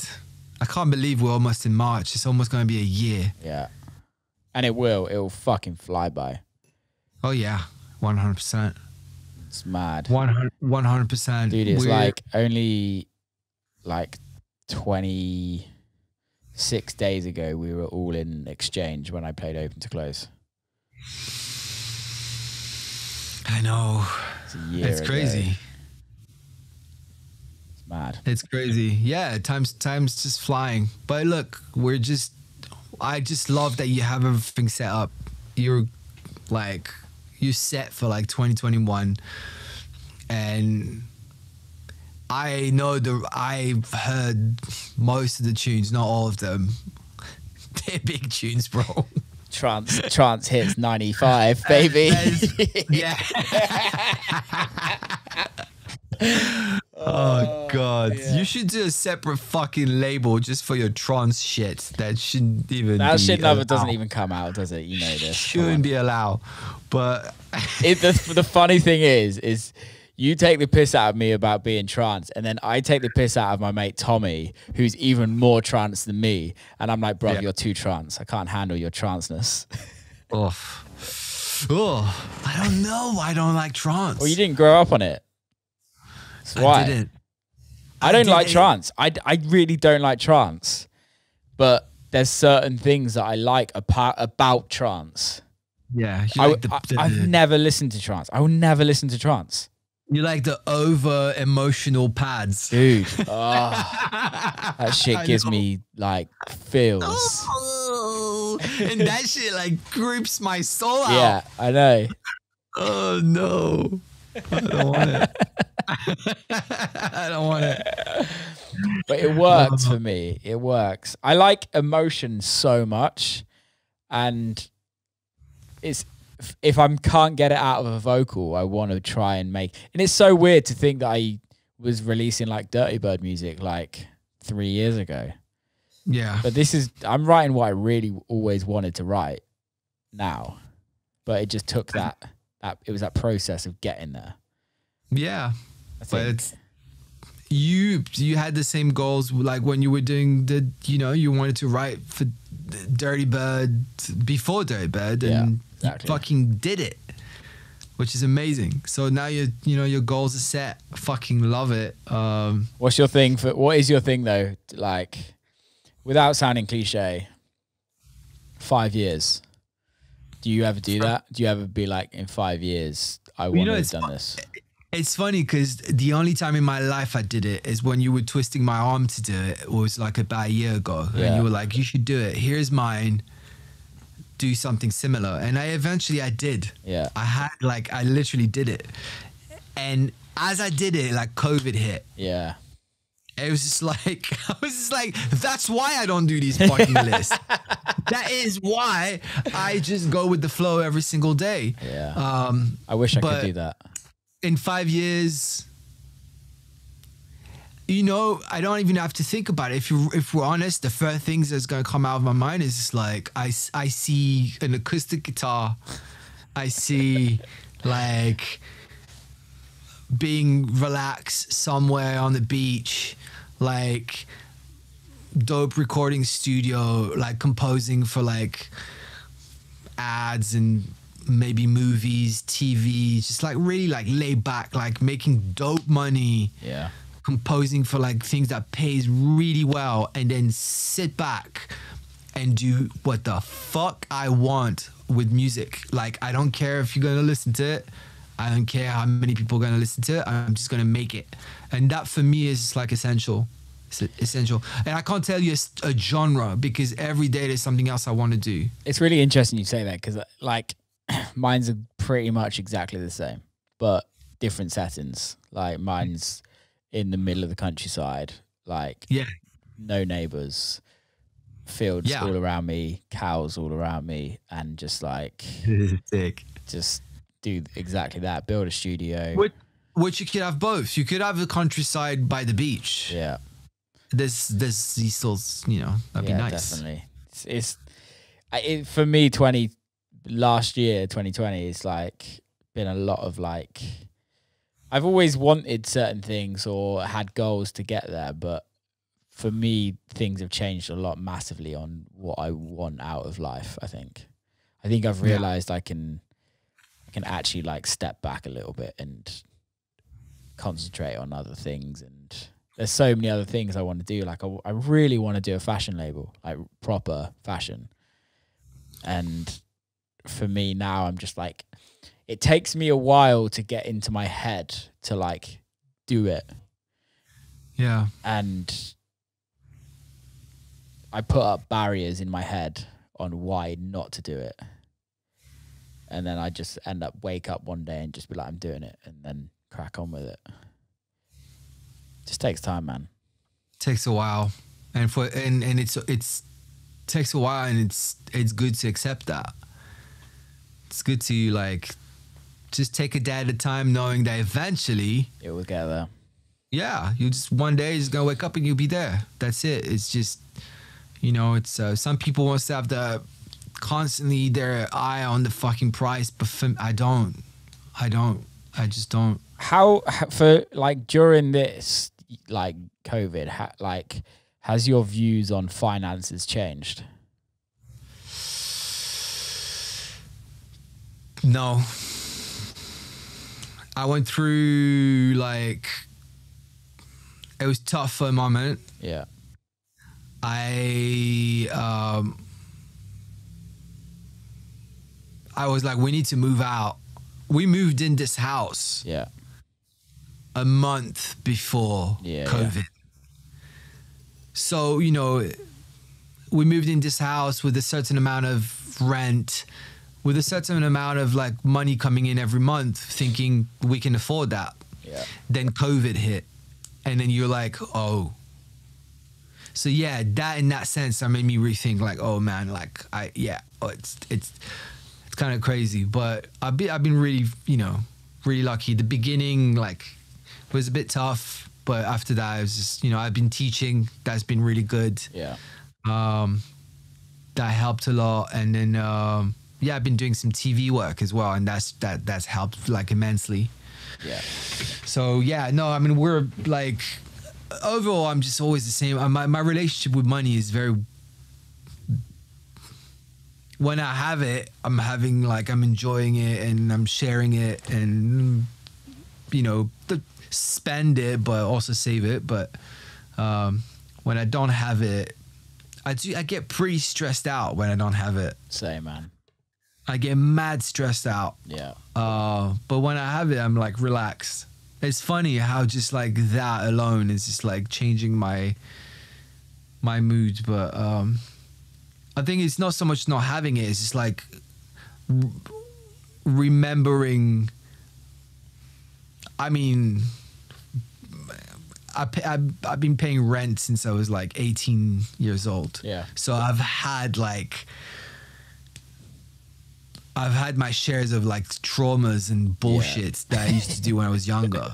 So, you know, spending all my work money on vinyls and all my rent money on vinyls and all my rent money on everything else than rent, for too long. So sometimes when I don't have, like, the money is tight, I'm like, oh, and I think all these like triggers again.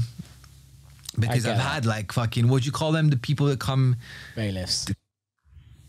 They come to your house and take all your shit. Yeah, bailiffs. Yeah. I've had them countless of times. Yeah. You know, so...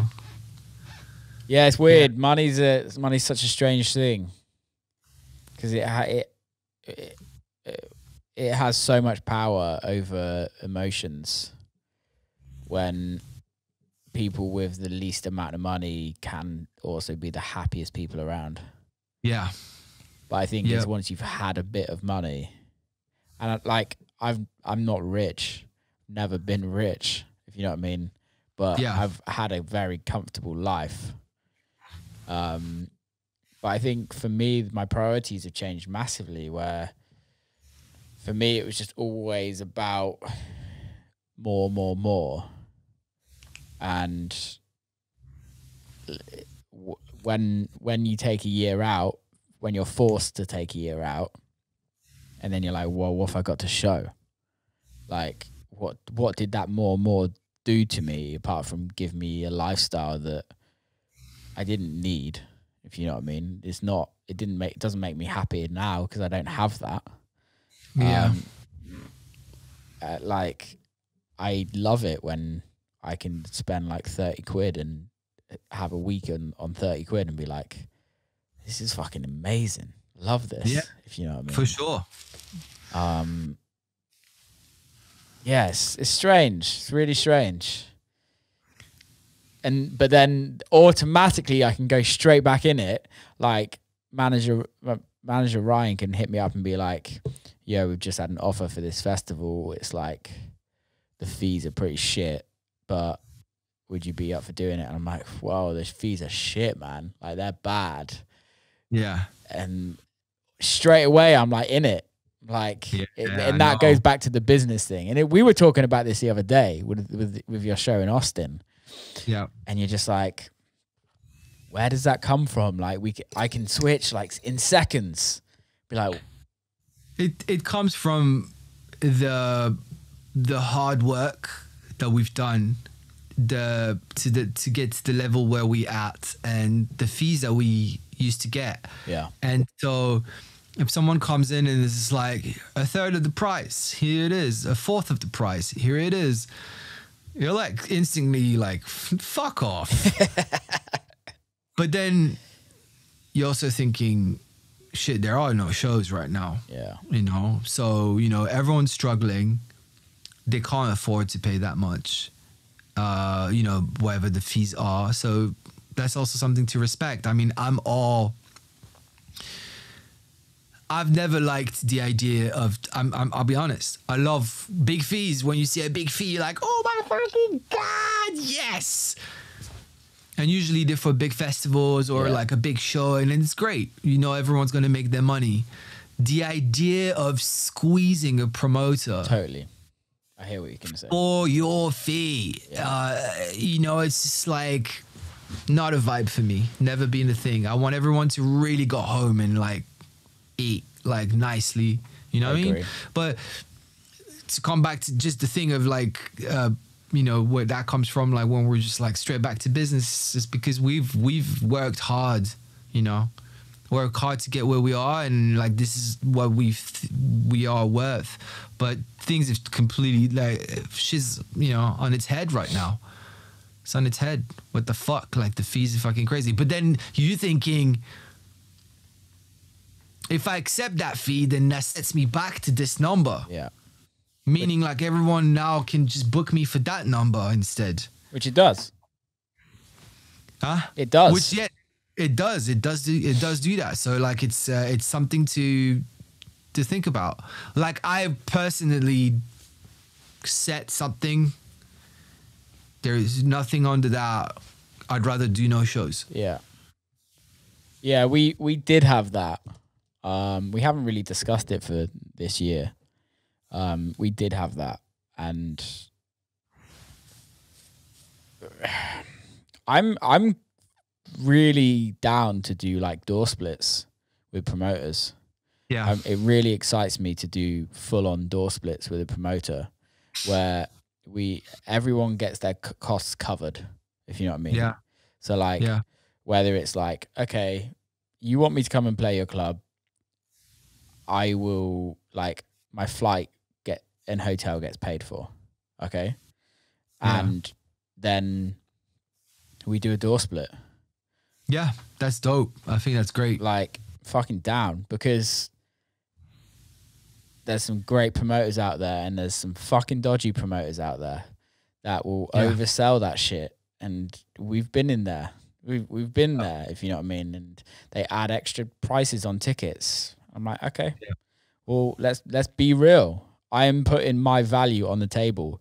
If we don't sell tickets, which is my fault, because people don't want to come and see me, I don't get paid, but neither do you. Yeah. And that's when the promoter and the artist and the agent and the manager all has to work together.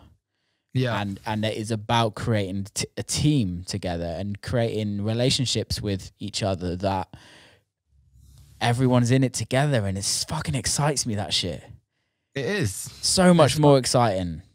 It's fucking dope. You do have to sell out like 5 to 1,000 capacity rooms. Yeah. For decent priced tickets. Yeah. Do you know what I mean? So that's great. That's fucking awesome. That's the plan. That's the goal. I fucking love that. I really love that idea. I think it's fair. But I also want to bring people touring with me. Like I think what I've worked out for me is like it's great having good fees and things like that, but I want to be able to bring people on a tour with me and them also earn money, and for the promoters to kind of allow me to kind of curate a night rather than just put Will Clarke on the lineup. It excites me to be able to bring other people involved, and I want to travel with people, man. I want to travel with people. I mean, I've told you, you're 1,000% bringing my side project on the fucking road. Yeah, 100%. I'm going to squeeze in there. Do it. You do it, man. We'll bring Seb with us. You'll fucking hate French people by the second fucking date. Seb? Which Seb? Sebastian. Oh yeah. He's a sweetheart though. And Shuba. We get Shuba to do a side project as well, and it'd just be fucking French. French and me. Have you spoken to Sebastian? We text occasionally.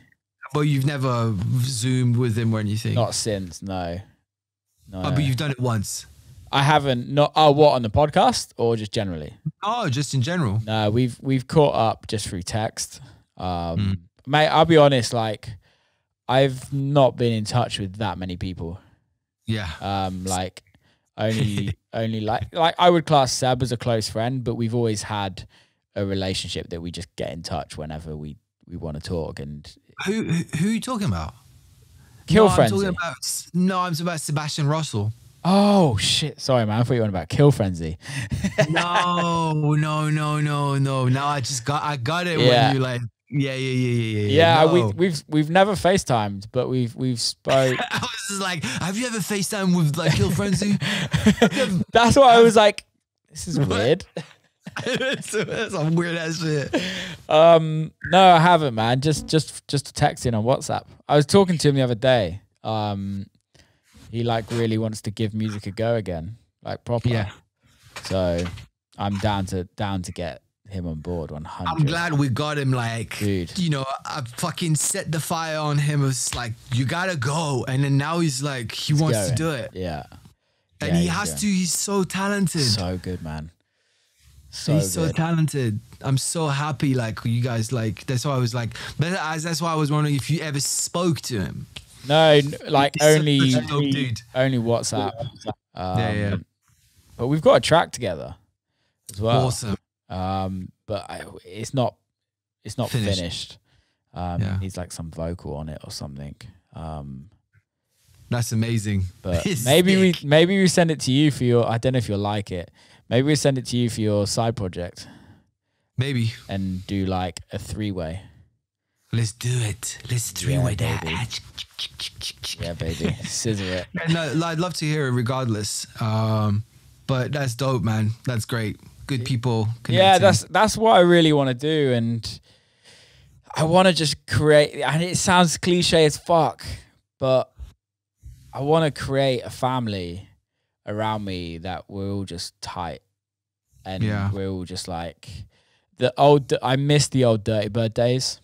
I really do. And those days were really special.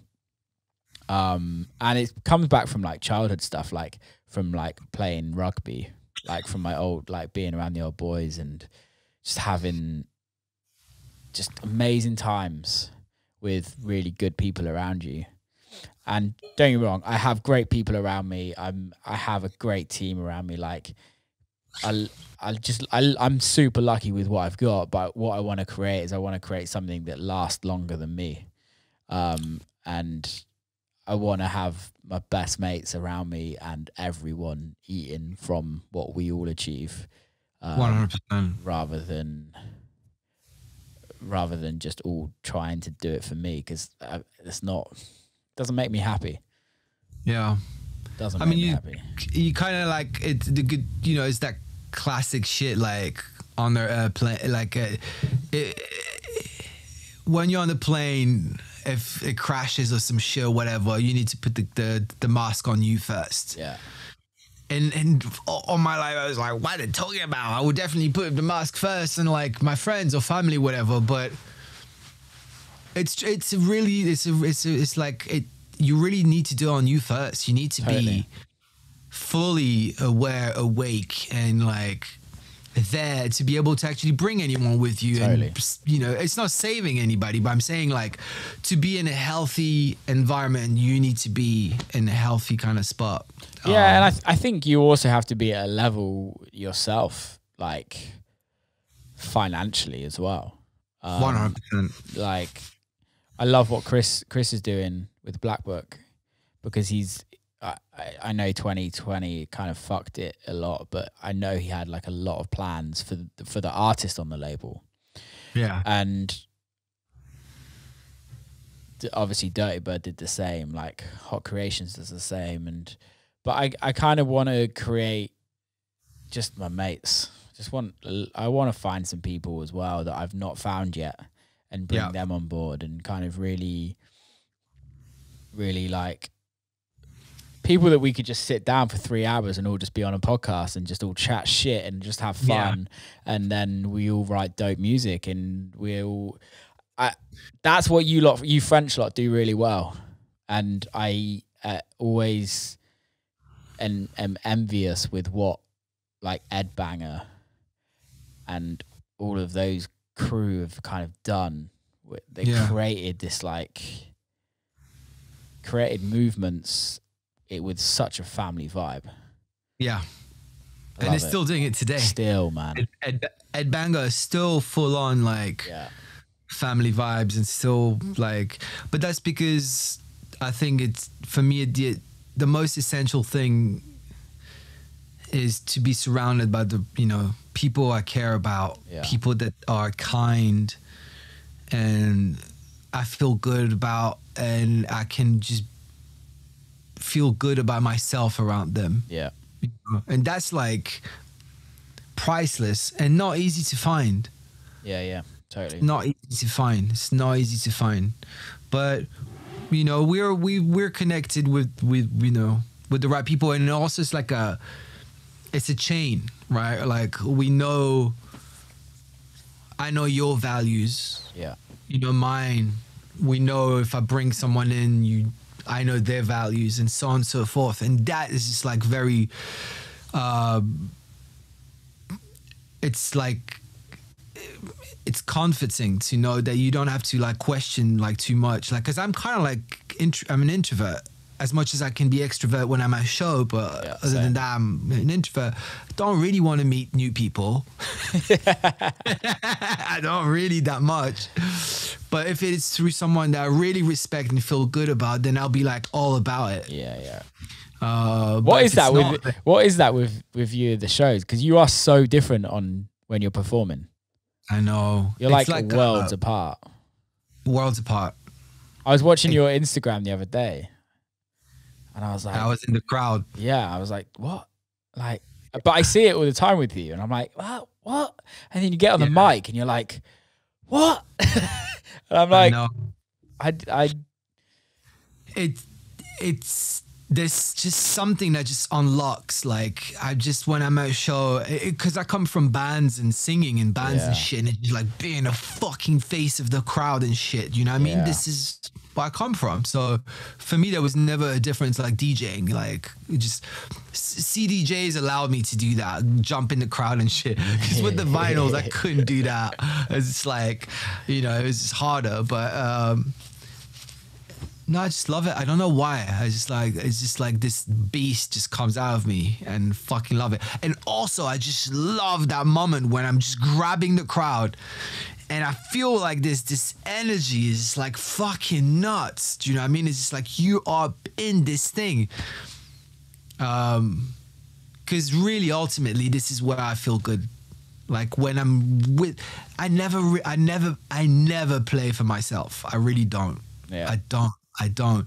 Do I give like, sometimes like, I don't give a fuck whether they like it or not, because I do still play for people, but yeah, it's a complicated one. But yeah, I do play for people. Like, I want them to have a fucking time. I imagine myself in the crowd. It's a little bit like egotistical, like, oh, I'm playing for myself in the crowd. It's like, but I'm imagining myself as a fucking raver because I used to be in. That's how I feel the energy, I think. I can relate to that. On that kind of, you're there to entertain. People you 100% are. People are paying to see you do what you do, and for me, the thing that I always go in is I go in and think 90% of these people don't know who I am, and even if they bought a ticket to my show, 90% of these people don't know who I am. 10% of them have dragged their friends along and told them they have to come and see me.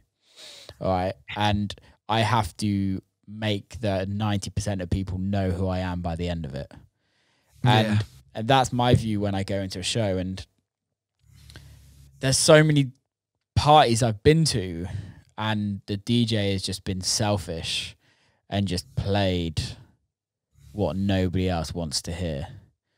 And you can tell in the crowd, like, no one wants to hear this, mate. Like, come on, like, sort your shit out. Yeah. But I also think that comes from what you grew up listening to and what you experienced going to shows as a kid. Yeah. Because, like, growing up going to Glastonbury and, like, you're seeing fucking even Oasis, and Oasis are dull on stage, but they're like, but I go back to them every time. Powerful though. Yeah, like even like seeing Paul McCartney, right? Yeah. Like that dude entertains like that, and probably one of the best entertainment. James Brown, watching James Brown on stage, and you're like, fucking hell, he was like in his 80s and still entertaining. Yeah. And he wasn't doing it he wasn't being selfish at all. Just performing for everyone else. He's a performer. That's the thing. That some people are performers and some people aren't. You can be a DJ and not be a performer. Oh, 100%. It's very different. I grew up being a performer my entire life. Like, I played in front of people when I was 15 years old, like in pubs and stuff, like, you know, guitars and singing. Yeah. I've always performed in front of people. So I've never been shy about that, weirdly enough. As a shy person, never been shy about this. But yeah, I think it is, you're right. It's like growing up, I've seen my peers and my idols and shit like that were like performers, like heavy. You know what I mean? Like I'm that old. I saw like Nirvana play. Do you know what I mean? Man, like, I'm so jealous. You know, it's like these moments are like changing life's moments. Like, you know, everything is kind of dull after seeing something like this. Yeah. You're like, hey, that's the energy. That's why I'm gonna be, you know. That's it. Like, I saw the Beastie Boys like countless of times, and the first time I was 17, and I remember coming out of the show. I always tell the story. Coming out, I didn't really know who they were. It's weird because I was listening to a lot of music, and when I was 16, I started to listen to them a little bit, and I think for my birthday when I was 17, I went to see them in Paris. And I came out of the show and I was, in my mind, I was like, I'm a fucking Beastie Boy. Yeah. I'm a Beastie Boy now. Shaved my head, I was a fucking Beastie Boy. Because the energy they had shook me to the core, like nothing I've ever, even Nirvana, even nothing else. Like, they were the ones that really like cracked me to like unleash all this like multitude of different genres of what I wouldn't even thinking about it, because they were just like making what the fuck they wanted. What era was that? Because obviously you've seen the Apple Plus documentary. The documentary, yeah. That was the Ill Communication album. Yeah. Tour. Was that their second album? That was Third. technically it was their third album because they had the punk album first, and then they had Check Your Head. Yeah. As the first album. No. Sorry, there's a punk album, and no, that was the third album. Yes, third album. When they were like kind of everyone kind of was like, what the fuck are they doing? But it kind if you take the punk album out, it was the third album. Yeah. Okay. But then technically it's the fourth. Okay. Yeah. Yeah. But there was nothing like it. There was nothing like it. Prodigy, I've never saw them, and that's the one band I regret not seeing. I've seen sorry to butt in. I've seen videos of them live in like Brixton Academy. Yeah. And I'm like, some wild shit. Wow. Yeah. But because they come from the punk angle, you know, that's the thing. That's why the Beastie Boys too, like, not to come back to that, but they also came from the punk angle with rap and, you know, whatever. But that energy, that like, fucking just like absolute out of your fucking mind. You don't really get that in house and techno as well, do you? It's really hard to get that. But that's why I get in the fucking crowd and I'm like getting everyone to fucking, you know, although the music is not that, it's like that's the energy I'm trying to like communicate. Yeah. If you come and see me at a show, especially maybe I would say if you like 2-3 years ago when I was still young, I'd be like, bro, you haven't been young for years. But years. No, the good thing is like whenever I go, I still have the energy. It comes out of me. It just comes out of me. But it's I think that's like the energy I want to translate most of the time. And then sometimes it just doesn't make sense. Yeah, you know? There's a lot of times that it doesn't make sense, but when it does make sense, it works so well and it comes off so well. It does. It does.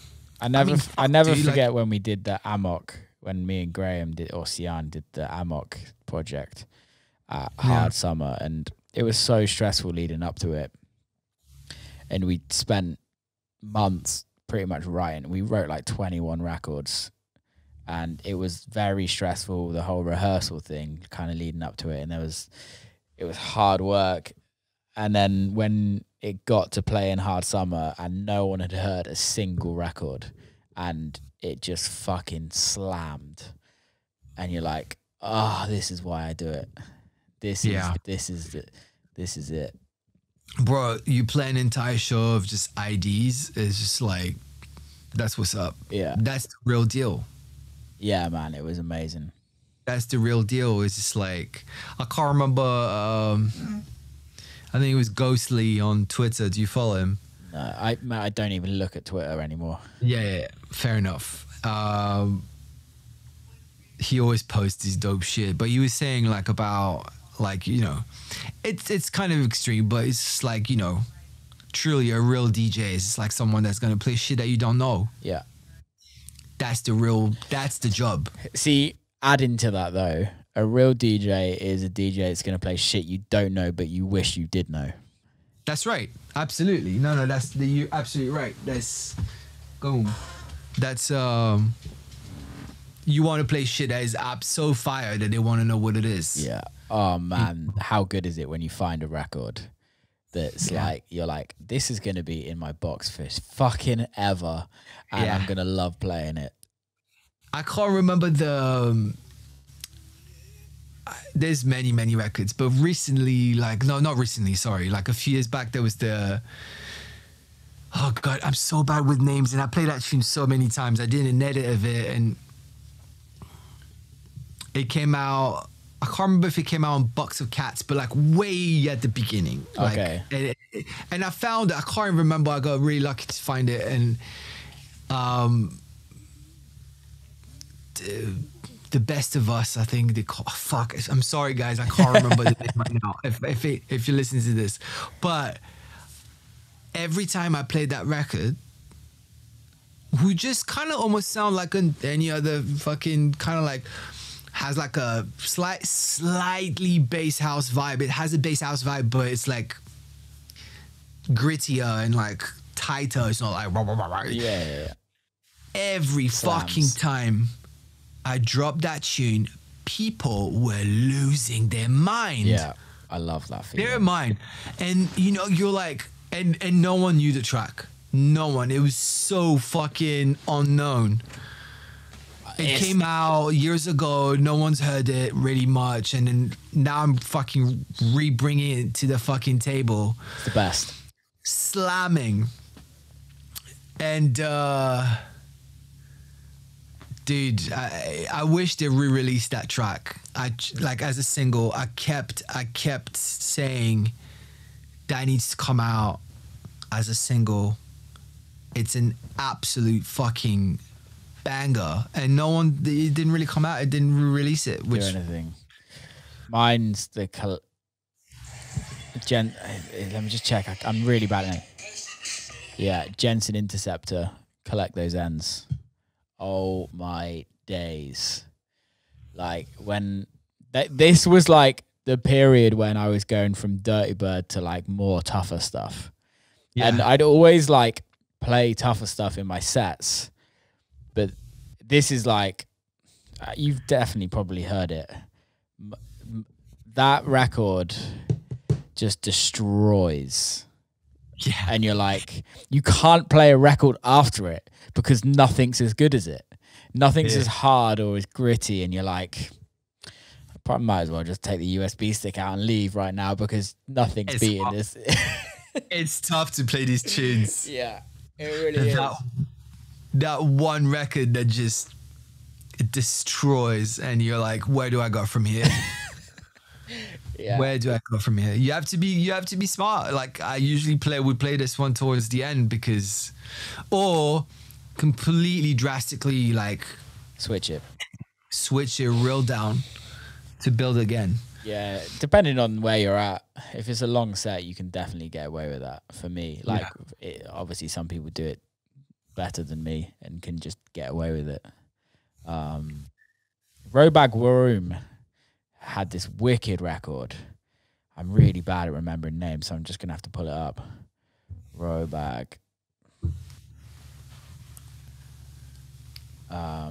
It was on like, was it on this? Yes. Yeah, it's called Yes. And it's just a groover. I'm gonna send it to you now. Yes, please send it over. But I've tried to recreate something like it, and I can't. I'll make it for you. Yeah, you will be able to with your side project. But it's just this like groover that just every time I listen to it, I'm like, oh, this is so good. And it doesn't even really slam in a club, but it creates Can you actually hear this? Yeah, kinda. It's weird. It's like, oh, there it is. Oh, there you are. Yeah.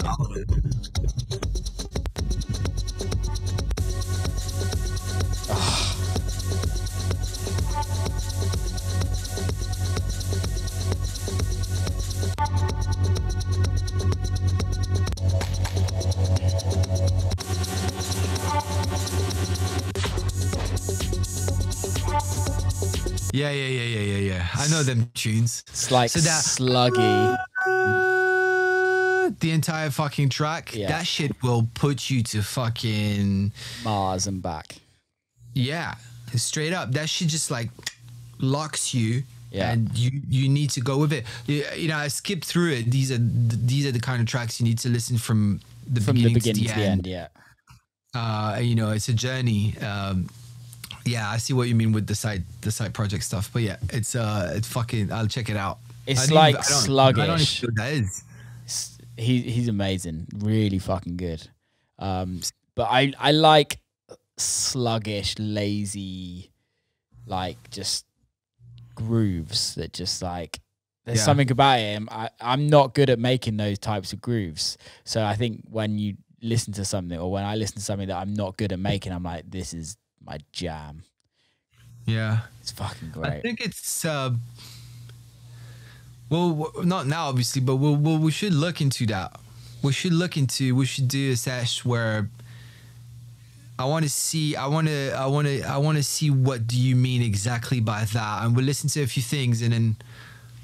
Do you know what it is? I know exactly what it is for me. Yeah. What is it? I want to make bangers. And that isn't a banger, but it is.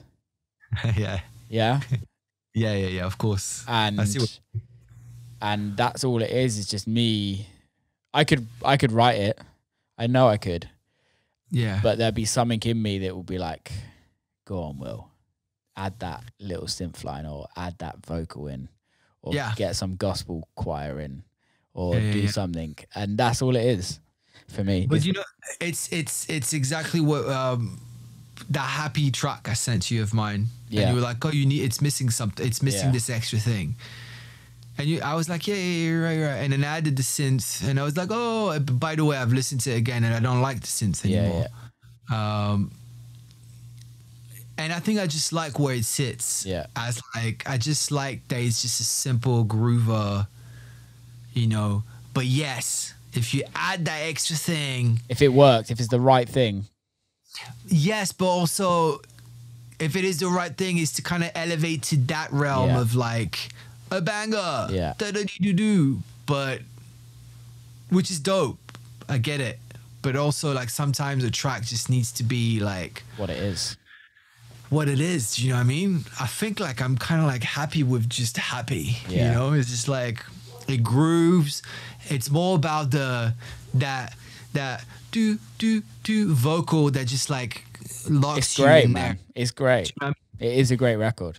I think if I was, when I started to add synths and stuff, I'm like, oh shit, I'm not concentrating on that vocal anymore. Yeah. That which was my lead. Yeah. But it's more like it's almost like a snoozer. It's kind of like that. It's the same purpose. That purpose is in there already. But yeah, Joe would prefer if I had a big fucking smasher. It's weird, isn't it, how managers can have that effect. Yeah. To Joe's, like, you know, like he did text me. He said, if you want to keep it the way it is, dope. If you want to add something else. Yeah, totally. Yeah. But yes, they want to have the biggest tunes ever fucking made. Yeah. They are out there like going ham for us. Yeah. You know, they want the biggest tunes. But the crazy shit is like that my side project is really the opposite. It's the entirely opposite of that. And this is where I'm going to be the most comfortable. Yeah. Where I'm just writing things. And the crazy shit is, from experience, from all the learning shit I've had over the years, these are often the things that work best. Yeah. Longevity. People connect to something that feels entirely like real, like you can sense it, you know? Like that tune you just sent me. It's just like, and you can tour with that, not now, but like in general. If there wasn't COVID, eventually it is on the ground, and you build over a year, 2, 3, whatever, 4, 5 years, like building these projects. You get to a point where you just fully fucking respect it for what you do. Yeah, that Robag dude, he tours more than us, mate. That's what I'm saying. 100%. Probably gets paid really like dope fees, goes to dope fucking places, playing dope clubs, dope festivals. So do we. But I'm saying, you know, that's the other side. Other world, baby. Yeah. It's another world. And what, just like fucking taking ketamine and making tunes? Fuck yeah. Yeah, I've got my second release of next year, or third release, but second release on the label is like, I think you've heard it, but it's a record that I know I'm gonna have to make a short version for Spotify and Apple Music and any other local streaming platform. Yeah. But I don't want to. But I know that because Manager Ryan. it's not even Manager Ryan, I don't think, but I think it's label team are like, you kind of have to, because otherwise it's not going to get a look in. But the record is like, is made to just listen from the beginning. Why? How about you're like, fuck off. This is what it is. That's one track. That's one track out of all your releases. That is the purpose. You've just said it. That is the purpose of this song. Because I know that I want this song to be heard by more people. And that's not for a financial gain. That's not for anything like that. Yeah. That's purely because the record, for me, is a special record. And it means a lot to me. And it means a lot to the singer who's on. And the singer who's on it, a guy called Ollie Norton, I'm absolutely loving what he does. He's like a local kid. He's like in his mid-20s. Local guy from around my area. And has some crazy talent with his voice. And what song is it? Place I Belong. And I want it to be successful for him. Yeah. And the only way it's going to do that is by making it from a 6.5 minute record to a 3 minute record. Yeah. This is tough. It's weird, isn't it? It's tough. It's tough. I believe you have to go with the guts. Yeah. You know, I have to go. I just wish Spotify, but it's not even Spotify or Apple. But I wish they would just allow dance music to kind of push through a bit more.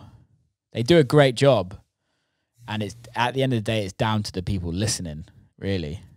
Yeah. But now is the only time when we listen to radio edits. It's the only time. Never before. Radio edits were never a thing in dance music, unless it was commercial. Are your speakers on? No.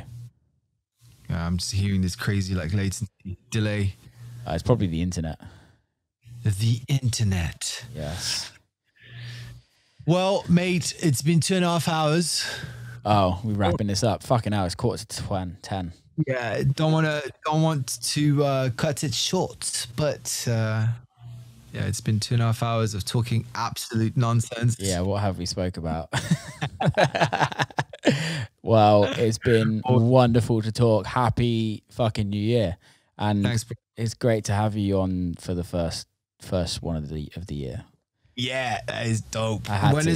When is this coming out? Tuesday. Cheese. Yeah. Yeah, sick. man. We'll have to do the side project, but I don't know how. Just don't tell anyone.